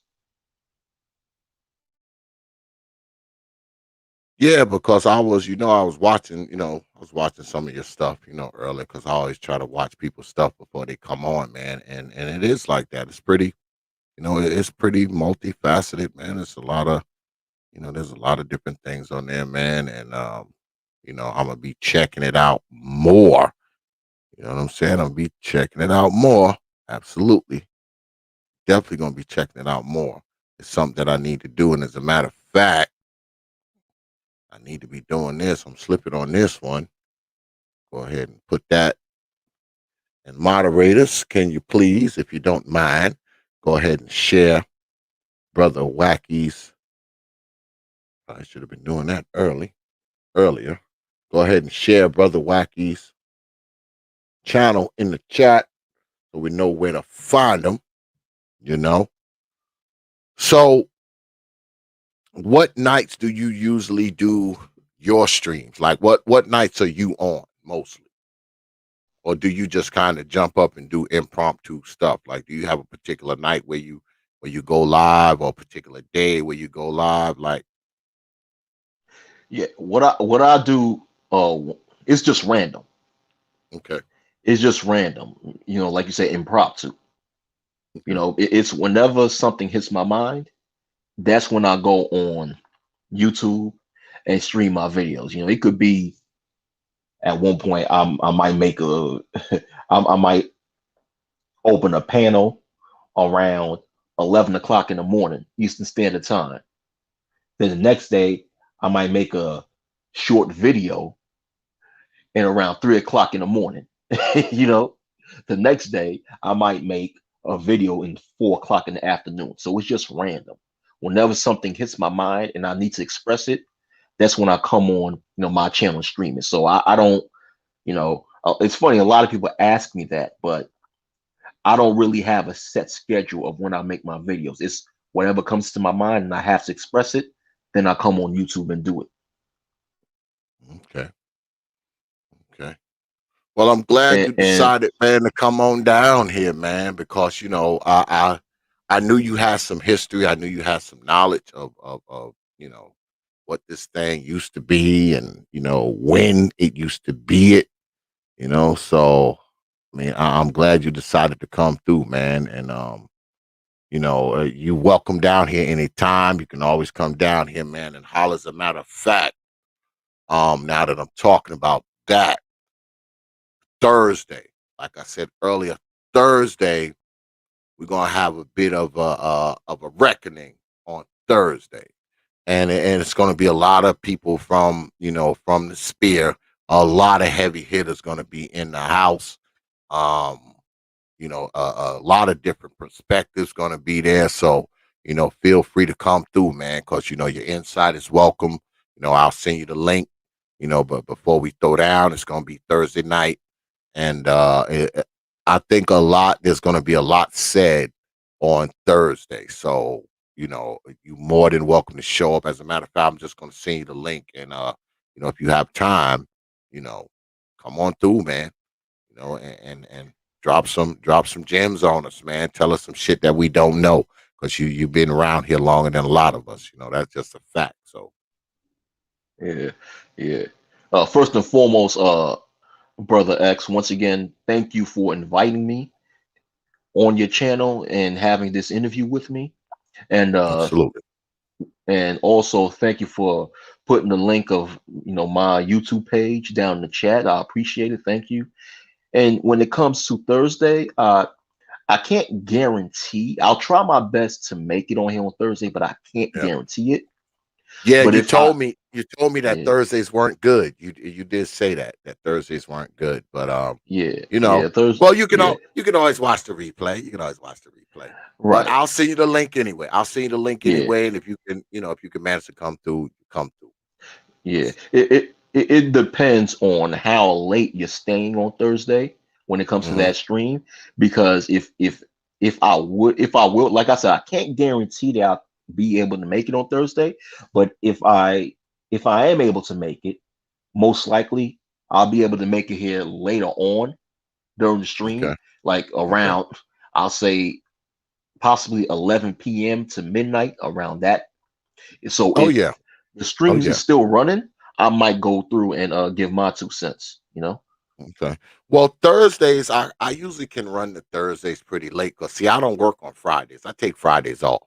So, Thursday nights, I kind of let people kind of stay on till it kind of dries up. I don't have to really close it down, because I know I ain't got a damn thing to do the next day. So Thursdays is like a good day for me to, like, have them open late. So, if you can jump Okay. on midnight, we'll probably still be going. We'll probably still be throwing down, because, like I said, Fridays I don't do shit. So, you know, even if I'm up here dozing, the Negroes will still be up here talking. So you'll have the link. You can just hop on. I just open my eyes, just enough to see you down there and pull you up. Right, right. Most definitely, no doubt, no doubt. I'll try my best. That Yeah, man, that's come that's through. the most I Come could say. through. I can't guarantee anything, but like I, Mhm. I will try my best to make it. So Yeah. it's a Well, let me 50-50 chance. Well, I don't know what you look like on time, because I still got a couple more questions I want to ask you. What you look like on time? I still have some time, Okay. possibly until a quarter to. I have until a quarter to, so I have Okay. Okay. like about 20 more minutes. All right. Well, let me ask you this. What do you think about the people who kind of I don't want to say attack, but I guess detract. What do you think of the detractors of the brothers that are over here? What do you think of those people? Uh, those who detract. Uh, well, to me, it's okay, the thing is, to a degree, the detractors have, in my opinion, have a valid reason to say what they say about the brothers, because certain things in the space, as far as right now, can go too far. So some of the distractions have a valid point, because, like I said earlier on, a lot of people are giving others ammunition to critique this space the way that they critique it. So therefore, the detractors have there's some level of truth to it, but at the same time, uh, I suggest people to learn more about the history of this space in order to actually have a proper understanding of what this space was originally intended for, which is to address the societal and systematic mistreatment of Black males, and to find a way to improve the positioning of Black males systematically and socially. So, Mm. so once people are able to understand the history and see that the history of this space from then on, and see how later on the conversation just devolve, they will realize that it's not the space in general that's bad. It's just the current generation of this space that's bad, unfortunately. And I'm not saying everybody within the current generation, because there are some decent individuals within the current generations of the space, you know. And not only that, I believe that some people within this space maybe have good intentions when they make their content, but they're misunderstood of what this space was originally about. They've probably taken cues from the Tommy Sotomayor's, who he originated in the 1.0 era. Well, I wouldn't say 1.0 era. I would say, if there is a such thing, I'll say 1.5 era, because Tommy Sotomayor came after the 1.0 era, but came a little before the 2.0 era.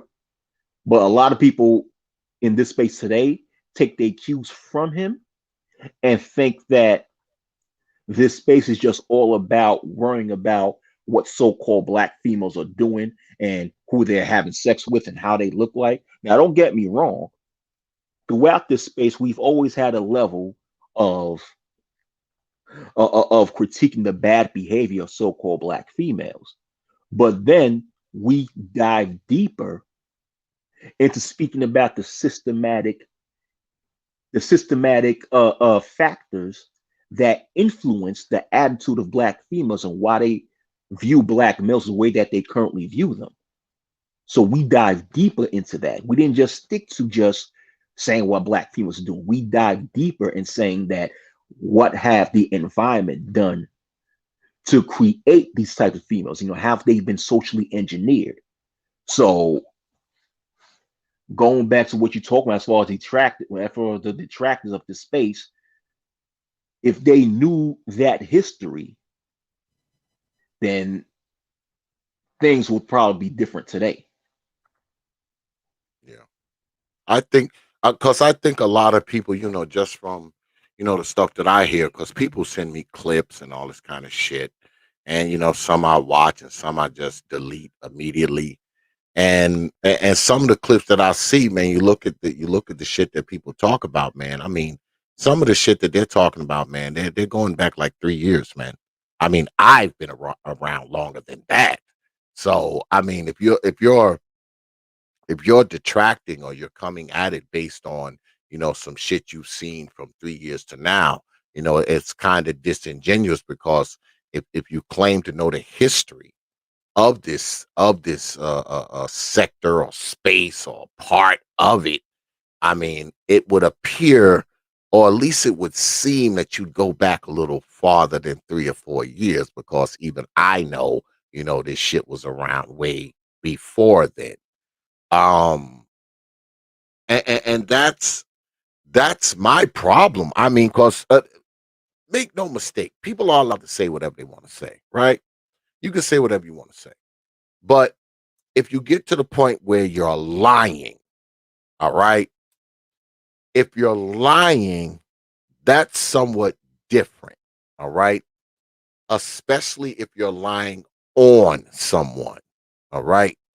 I mean, it's one thing to lie about a situation or lie about what you got or what you're doing. That's one thing. But once you start telling these untruths about other people or another person, I think that's where the problem arises. And you probably could get to the truth if you just went a little further back in, the history of the quote unquote space, the quote unquote person, the quote unquote subject matter, whatever it is. I think you gotta take your damn your studying a little further back than that, to be taken seriously. But I don't want to get too much into it because we're gonna be talking about that on Thursday. But I want to ask you one last thing before we get ready to get up out of here. What what are you what's your plans for your channel? And well, this is a two-layered question. What's the plan for the future for your channel? And also, do you consider yourself part of the sphere per se? Okay, to answer your first question, what do I have planned as far as the future of my channel? Yeah, I plan, and I'm already doing this, to put even more emphasis on speaking about politics and the systematic issues that so-called black males have gone through. But I'm also concentrating more on politics and how certain policies have an effect on black males today. So that's where well, I've always been there, but I'm even heading more on to that direction because, like I told you before, you know, I'm usually a multi-layered person, but I plan to put even more and more emphasis on speaking about politics and how certain policies have an effect on black males today, and the history of these policies and what black males need to do to change and improve these certain policies. So that's where I'm headed more because I feel that that's what this space needs to hear more often. Because it's only so much that we can worry about what some other female is doing, who she's having sexual relations with. I mean, these are the things that we have no control over. But what we do have control over, right? And believe it or not, is certain policy set. We do have control over it if we organize the right way. So that's where I'm headed to. And the second part of your question, I'm sorry, I forgot the second part of your question. I'm sorry. What was your second question? No, I was saying, do you consider yourself, like a member of, the manosphere, the sphere? Do you consider yourself a member of it? Oh yeah, totally. Yes, totally. Okay. I consider myself to be a member of the space. Yes, Okay. and yeah, because I was there in the beginning, in which that's where we had our roots. Which uh forwarded to today's time, in which we have what we now call the Black Manosphere. So I do consider myself to be a member of this space. If Okay. I didn't, I would not even be on here. Speaking about the origins of this space, I would not even care to be on here. You know, Okay. but Okay. yeah, but And there's. well, Go ahead, I'm I sorry. knew I said that was the last question, but I got to ask you another one, goddamn, before you go. Um, what's the name again? Could you please give me those names again of those ladies who you said were like kind of the beginnings of the space? I was trying to write them down before, but I couldn't find my pen. Okay. Now I done found it. Now I'll say one or two of them are no longer on YouTube, but this one is probably still on YouTube and have Their videos archived on YouTube, and this one female, her name is Statuesque One. Statuesque, the word statuesque and the word one. Okay. Okay. Yeah, Statuesque it's all one. one word. Okay. And you said it was someone else too, right? It was another Someone else, lady. yeah. Humble Queen. The word humble, the word queen, one word. I don't think you could find her anymore. I don't know if her videos are still up. Statuesque One, you might be able to find her video still up. You might be. Humble Queen, I'm not too sure. Yeah. And there's another one called Nubian Queen. You definitely won't find her because she was only on here for a very short time, and then Mhm. she got up and left. Yeah, Well, you said you were going to hit me up with the information of the brother too, because you said yeah. he like you, he's also a knowledge source. So I guess you can stick his contact information in the back chat.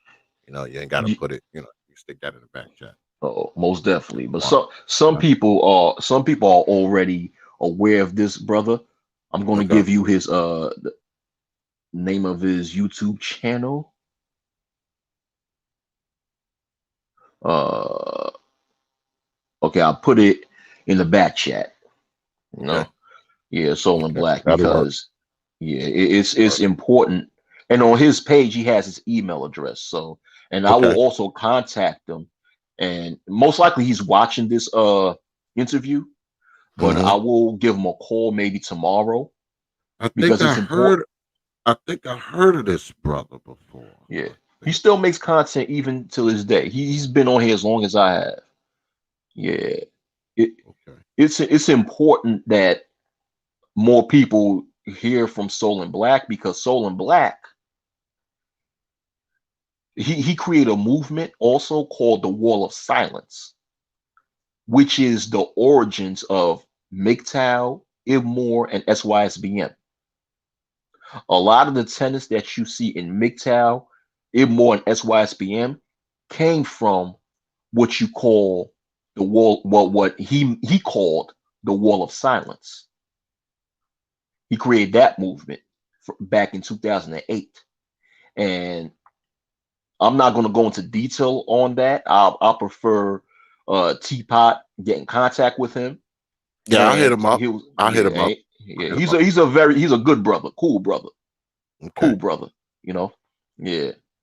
So Okay. he's a very important source. And before I leave, I just want to let people know. I keep iterating this, but I want to iterate it again, especially on here, on how what we call the so-called Black Manosphere started. And it started in 2008 officially, when a black male content creator by the name of Temple Christian.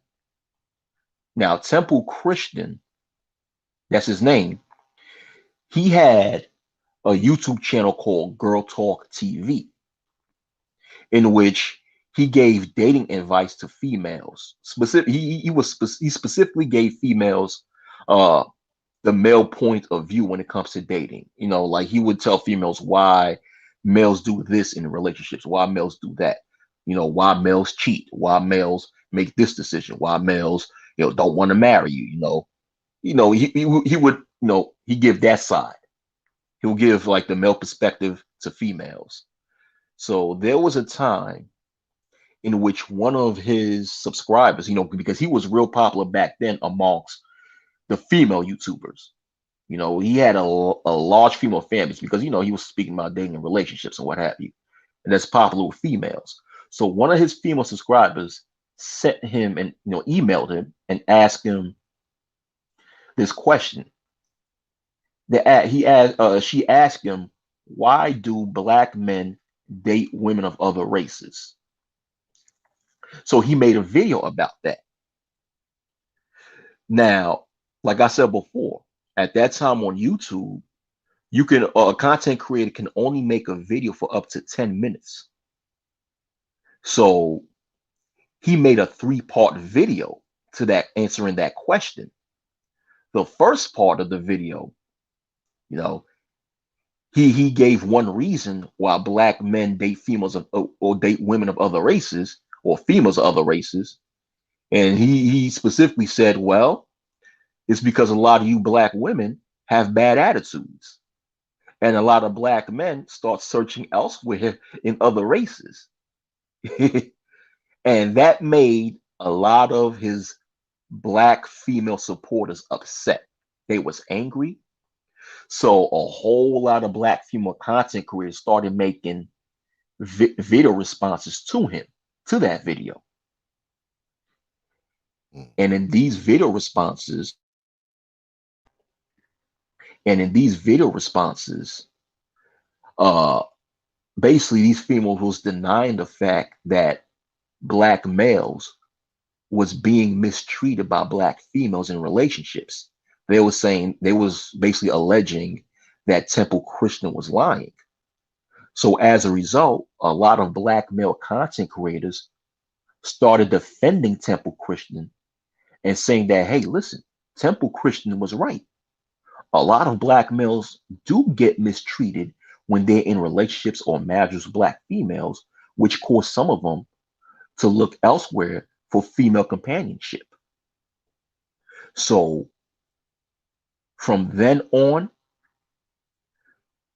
we delved deeper, and I was one of the people too who made a video response to that saying that Temple Christian is not lying.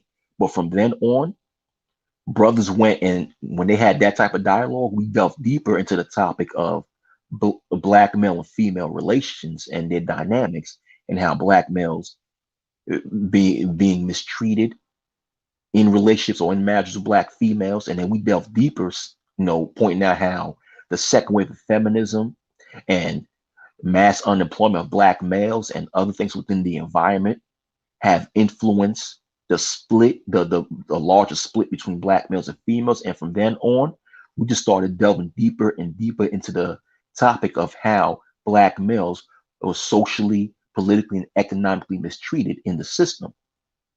So, and what a lot of people don't realize is that the black manosphere, like some of the original content creators in the black manosphere, like myself, were and are pro-black. So this space was started by pro-blacks. And I'm saying that because a lot of people within the sphere today have negative things to say about pro-blacks, in which to a degree they give some truth, because a lot of pro-blacks today are very pseudo. They come with a lot of pseudoscience and pseudo-intellectualism. But the truth of the matter is, the space that a lot of people are on today, called the black manosphere, was started by pro-blacks. And back then, when we spoke about the black male female dynamics or black male mistreatment in relationships or in society or systematically, we looked at that as just one of the dialogues within the pro-black sector of YouTube. So the black manosphere was, during the 1.0 era, a pro-black space. Mm. Yes, a lot of people don't know that. But that's how the black manosphere started. It started in 2008, when black male content creators was defending a content creator by the name of Temple Christian, but his YouTube channel was called Girl Talk TV. That's how it started. And if anybody were to speak about the history of the black manosphere, they have to start from that point. If they don't start from that point, then they don't know what the hell they're talking about. I was Wow. there. People like Soul and Black, I'm telling you, he was there. He knows. Sergeant Willie Pete was there. He knows about Temple Christian from Girl Talk TV. Big J XXX, shout outs to him. He knows about Temple Christian from Girl Talk TV. If nobody speaks about what I just said about Temple Christian of Girl Talk TV, then they don't even know how the black manosphere started. So that's what I have to say about that. Wow. So before you go, let me go ahead and reiterate, do a quick synopsis, because I know you got to get out of here. So basically, the area that we occupy now was basically started by, or contributing starters were women and the Black Power Ungawa people, is what you're saying. Well, I'll say pro blacks. Yeah, pro blacks, and even the females that I named were pro blacks. Yeah, it was Wow. started by pro blacks. Yes, yes, because Wow. people That's like me, interesting. because I'm pro black, always Mm, was. Soul and Black is pro black. Thugtician, another pioneer of Black Manta 1.0, he's pro black. Statuesque One, she's pro black. Humble Queen, she's pro black. Another content creator, the originator, go by the name of Pink Elephant. He's pro black. Another pioneer, go by the name of Wise Nubian. He's pro black. mm, So a lot of people pro black. Jason Black, who he no longer considered himself to be a member of the Manosphere because he turned off of what he sees in the Manosphere today, but he originated in the 1.0 era. He's pro black. So yeah, yeah, it started by a lot of pro blacks. Another originator who went by the name of Two BB Guns Up was pro black. Another mm, originator who went by the name of 305636, also known as Explosive Minefields, he was pro black. mm, Another individual by the name of G Weed, shouts to him. The name of his channel now is The Negro Mind. He's pro black. So a lot of the originators of the Mansfield were pro black. Sergeant Willie Pete, he's pro black. yeah. Yeah. Wow. So That's crazy how things are, man. Because I would have never, and like I said, I haven't been around that long. I only been around this, I only been around this part of YouTube for maybe 5 or 6 years, and it would have never occurred to me that actually in the beginning there were women and there were the pro black brothers, and it never would have occurred to me, given how it is now. Given how it is now, you would never know that these people were part and parcel of what we do up here today. That's very interesting. That's why I want to have you on, man, because I knew you knew this stuff. I knew that you knew all about this kind of stuff, man, and I appreciate your knowledge, man, of it. All right. I appreciate, man, your understanding of it, man. I appreciate you, brother. I appreciate you. yeah, I do. yeah, once again, I appreciate you for having me on here. Thank you. And I would actually also like to acknowledge a few other uh YouTubers also. Mike V from the Black Brain Trust. Oh yeah. Oh Remember, yeah. Mike V is part of the 1.0 generation too, and he's pro-black. Big B Kel, part of that 1.0 generation, he's pro-black. Dark One Son, part of that 1.0 generation, he's pro-black. And of course, I cannot forget Mr. Research, also known Oh as yeah. C.A. Latre. He's Oh part of yeah. the 1.0 generation, and he's pro-black. So it was created. This space was created by pro-blacks because, once again, like I said before, when we spoke about the black male female dynamics and also black male mistreatment, whether systematically or socially, we looked at that as pro-black talking points. But like you said, X, if someone were to come here recently and given to how this space is today, you would never think that it was created by pro-blacks. So Mm. that's why I always have to reiterate that. But Brother X, this was an excellent interview. Yeah, You man. know, I appreciate yeah, you, brother Wacky. I do, man. You welcome here yeah. anytime, man. I'm gonna see you the Okay. link Thursday night, man. If you could peep your head in the door, man, do so. All right. All right, I'll try my best. Thank you, and shout out to everyone everybody in the chat. Shout out to all of y'all. Oh yeah, and special shout out to brother GMB, grown man businessman. Keep doing Oh your thing, yeah. man. Oh Shout yeah, outs to man. him. That Shout outs to him. that dude Yeah, is official, man. G&B is yeah, official, man. yeah. But Trust yeah, me, man. I yeah, real appreciate you, brother recognize Wacky. real. Yeah, I Yeah, man. appreciate you too, brother X man. So Xavier, have a great night, and all you guys have a great night. Shalom. All right, Mhm. my brother. Peace. All right. Yeah, folks, just got off the line with brother Wacky from the Wacky World of OTV. Go ahead and put his info in the chat. And my moderators, if you would be so kind to do the same, please, folks. Very interesting, man. Very interesting conversation. I learned some things that I didn't know about the old black tube or the black YouTube or whatever you want to call it. I learned some things that I did not know. You know, oh, is that true? Damn, brother Wacky left. I would have liked to know if that was true. What Big J is saying, because brother Big J is saying that most people came in during Tommy Sotomayor. I don't I don't know, uh Big J. I don't know about that because I haven't been here as long as Brother Wacky. Brother Wacky said he been on YouTube ever since 2005. That's way back. Uh 2005. I'm trying to think.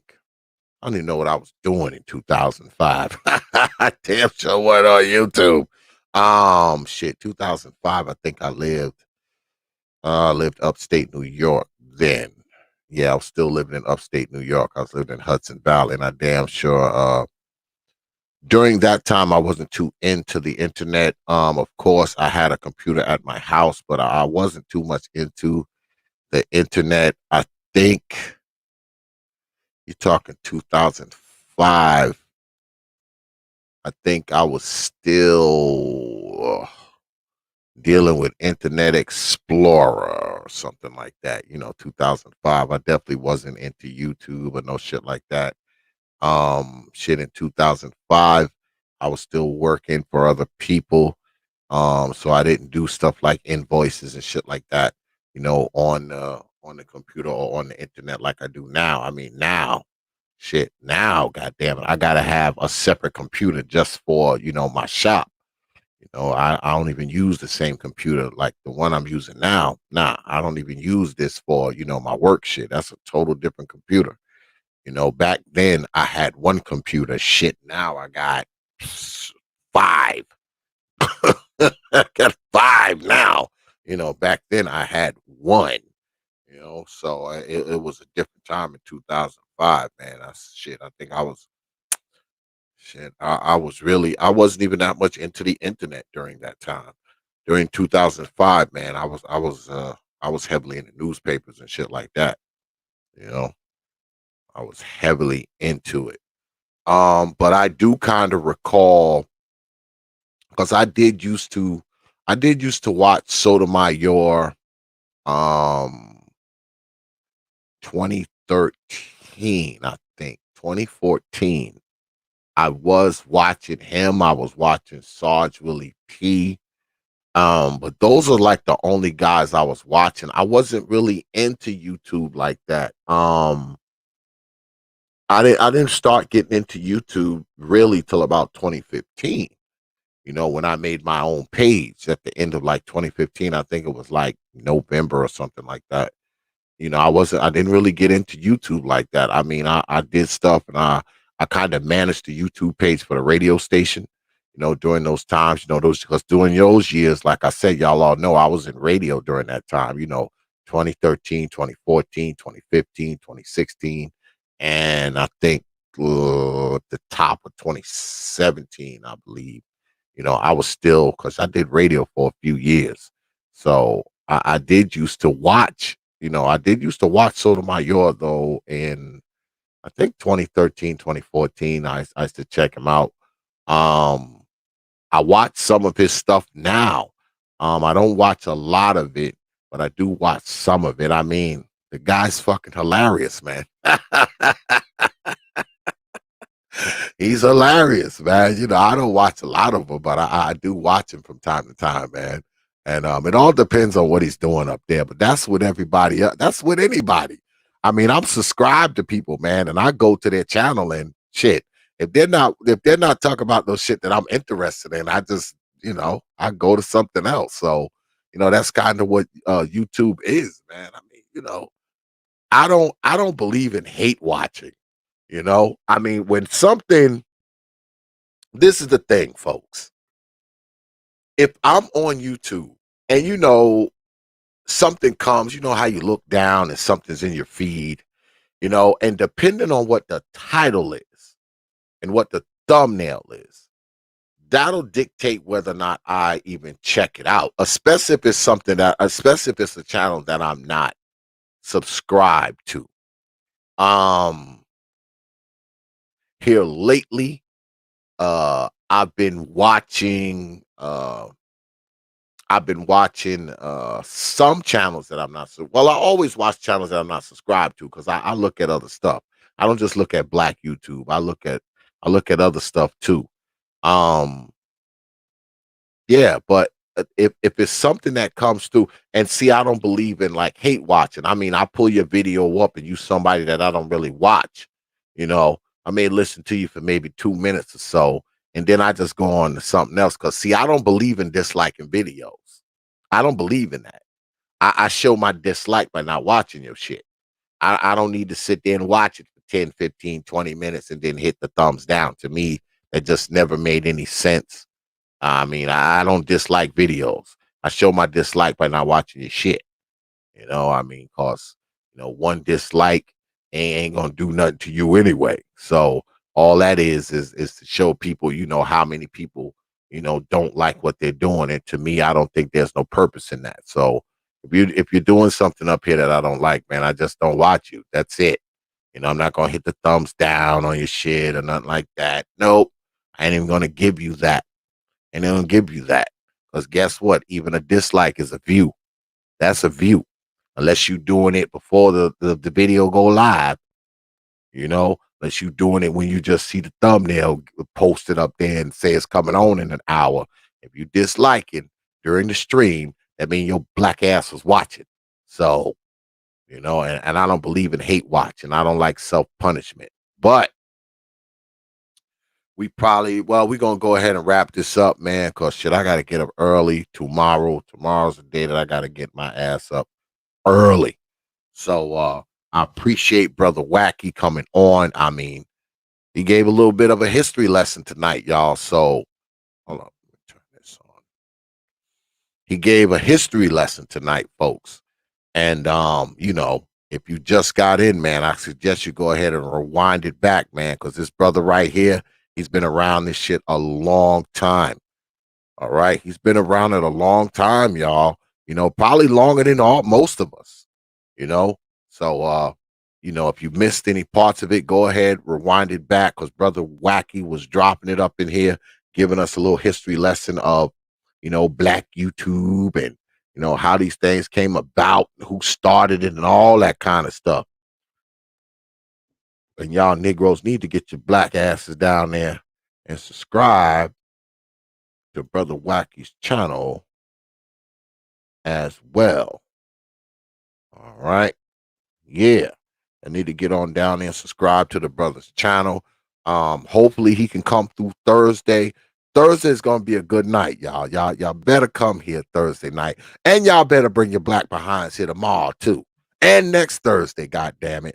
But before we go, of course, y'all know I have to hit y'all with X's programming notes. Yeah.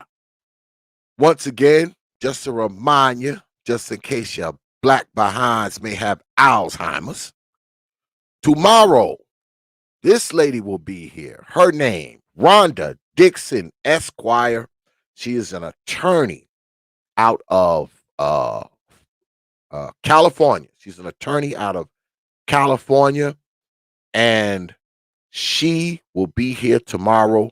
I know she recently published a book talking about interactions with the police for black and brown men, black men and Latino men. And she's gonna be here tomorrow, man. She's gonna be discussing it, man. This lady has done a lot of work, a lot of work in law. She actually used to be a district attorney. Now she runs the Dixon Justice Center. And this lady knows her stuff, man. I was on the phone with her, man, for like a half an hour, man, the other day. This lady really knows her stuff, man. And I think y'all will really find her interesting, man. And like I said, she's done a lot of good work, man, for black folks. So she's gonna come in here, man, tomorrow, man. She's gonna tell us some things we probably don't know, because I learned a few things, man, just talking to her the other day. I mean, She knows the law. She knows the system. Um, she knows the ins and outs of the system, and she also knows the tricks and corruption of the system. And she'll be right here tomorrow discussing it with y'all and with me. So make sure you're here tomorrow, 9:30 p.m. Eastern Time on the T.P.O.T YouTube page. You know. Then Thursday, of course, I've been talking about this throughout the night. The Reckoning will be here, but the title of it is Incorrect Espousals of Obsessed Interlocutors. Try to say that 5 times fast. Yeah, Thursday night, all the heavy hitters will be in the house, man. Some of your favorite YouTubers will be here. Some of the YouTubers you probably hate will be here. You probably hate me. I'll be here. But Thursday night it goes down. We're gonna have quite a few good guests. Quite a few good guests. I'm not gonna tell you Negroes who's coming. You got to come here to find out. Because I've already got like 8 of them confirmed already. Because y'all know X, I like to book people. That's kind of my thing. I like to book. So I already got 8 people booked. All right. I got 8 people booked and 3 maybes already. And they're all heavy hitters. Yeah, they're all heavy hitters. Told you. It's going to be like the Avengers almost. Yeah. All the heavy hitters that you know and love will be right here Thursday on the T.P.O.T YouTube page. You know. Then next week, this young fella here will be here. Cut to the Chase TV. We were supposed to get together this week, actually, but some things happened. Had to move some things around. So he agreed to come next week. So he'll be here Thursday chopping it up for an interview. He'll be here talking about his channel. And we'll be talking about that video that he has that I believe went viral on World Star Hip Hop. I think they put one of his videos up, and it's getting a lot of rotation. So he'll be here next week to talk about all things cut to the chase. So make sure you have your black behinds here next Thursday as well, right here on the T.P.O.T YouTube page. You Negroes know. But yeah, we're gonna go ahead and wrap it up, man. Good show tonight, man. I appreciate Brother Wacky coming in here, man, and giving us a history lesson of what's been going on, from 2005 all the way up to now. It's appreciated, man. And hopefully he come through Thursday. I know he said Thursdays ain't really good for him, but hopefully he'll peek his head in the door Thursday night and drop some more Jews on us. So what I'm going to do is this, man. I'm going to run a couple of my commercials, man. Then we're going to peel on up out of here, man. I see you good folks on the other side of the break. Open your mind. Hey guys, T.P.O.T on Facebook, Instagram, and Twitter. But you knew that already.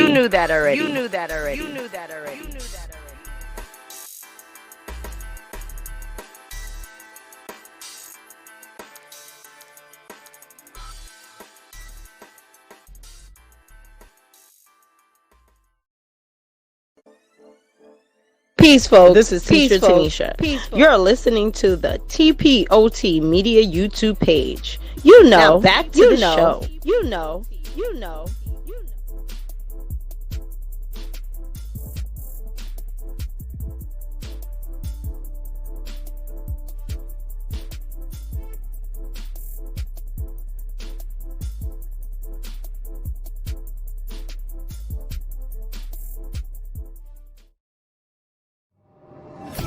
heard the voice.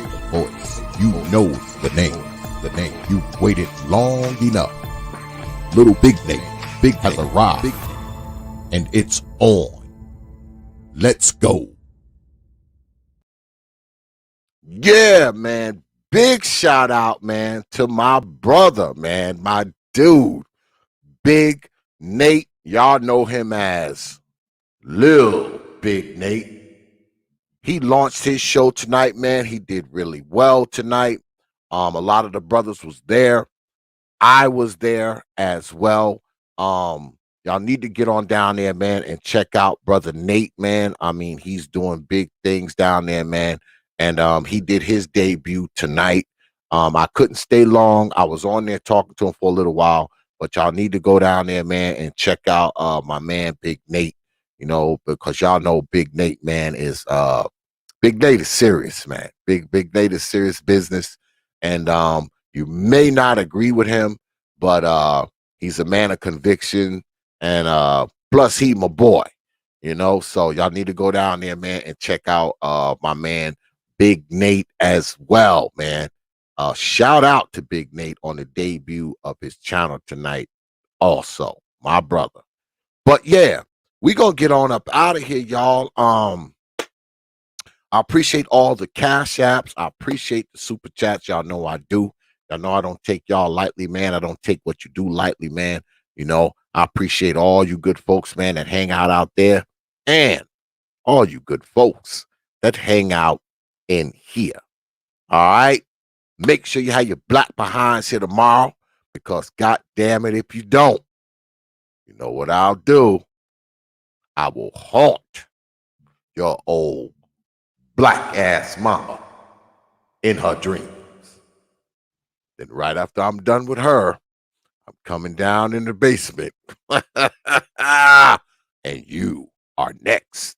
But yeah, man, once again, man, I appreciate all y'all coming out, man. And special shout out, man, to brother Wacky from the Wacky world of OTV, man, for coming through, man, and you know, kind of catching us up, man, on the history of you know, of the spear and the history of the internet. And you know, he told me some things that was really interesting. And guess what? Y'all know me. Y'all know I'll reach out to people. I'm gonna try to reach out to these folks, and who knows, man, if I can get them to come through, I will, and I'll bring them to you. Y'all know I will. All right. All right.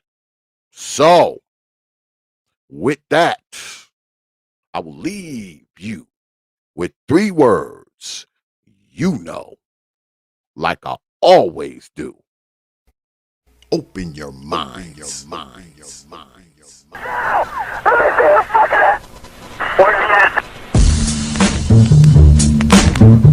of power. Hours of power. Hours of power. Hours of power. And so a community is where you control your police, you control your commerce, you control your education, you control your house. We don't control none of that. We live in a hood. Huh? Well, what about the Negroes that get out? Oh, well, see, my cousin, they say he's a multi-millionaire, almost at $1 billion. 3 PhDs, working on 2 more. Driving down the street in Chicago in his Rolls Royce, enjoying himself, and he hears these sirens and looks through the mirror and sees this cop car flashing lights. He squeezed the steering wheel, man. Heart beats fast. Because he knows the price of a Negro, what it could be. And then when that cop car passing by, he says, thank God he wasn't after you in the first place, Paul. That Negro thing you can't get away from. It's universal. They wasn't coming after you. With all your millions, with your Rolls Royce, with your PhD, didn't help. That's the hood. Why do you think you never pick up the paper until you leave over and over and see white families? You think of the thousands of black cops in America. Why don't you see white families crying as black cops shot my loved one 42 times in the back of the head? Why do you think black cops are that? You think they're more spiritual? Think they're better? No! They got enough sense to know that white folks ain't gonna tolerate it. And I will stop in our neighborhood when we decide we will not tolerate it. Now, if we was organized, which is hard to organize people who are just gonna run crazy and you don't know you're crazy. But if we were, with the money we have, and the many people who would come to our aid that don't know what it's like to be a Negro, and we said, if we said, look, we saying, if we don't get a federal law to deal with police brutality, that anytime a cop or anybody carry a gun, have to have a license just like you to drive a car. And if you use it wrongly, you'll lose your license. And if it's upheld, you can never work again as a cop or a store guard or a private detective. How do you get Congress to push that through? Well, you take your economic power and you call on your friends, black, white, young and old, and say, this coming Christmas, if we don't have a federal law to outlaw police brutality by law, if we call them for a nationwide boycott of Christmas and it'll start on Thanksgiving. Well, let me tell you what that means. 79% of all retail in America happens between Thanksgiving and Christmas. People stay in business all year, lose money just for Christmas, huh? Well, what happens now? Factory Avenue, Toys R Us, Sears and Roebuck, Westinghouse. They will get the bill, and all they got to do is make one phone call and say, Harry, that's the senator, I want that bill pushed through in 3 days. Okay, it's an economic thing. It's that simple. But we have the power, but the system has wiped us out so bad. Hours of power. Hours of power. Hours of power. San Antonio, Lincoln 6. Go ahead. Clear suspect down, 10-4. 10-4. The officer's code 4. We have one suspect that's been shot. Open your mind.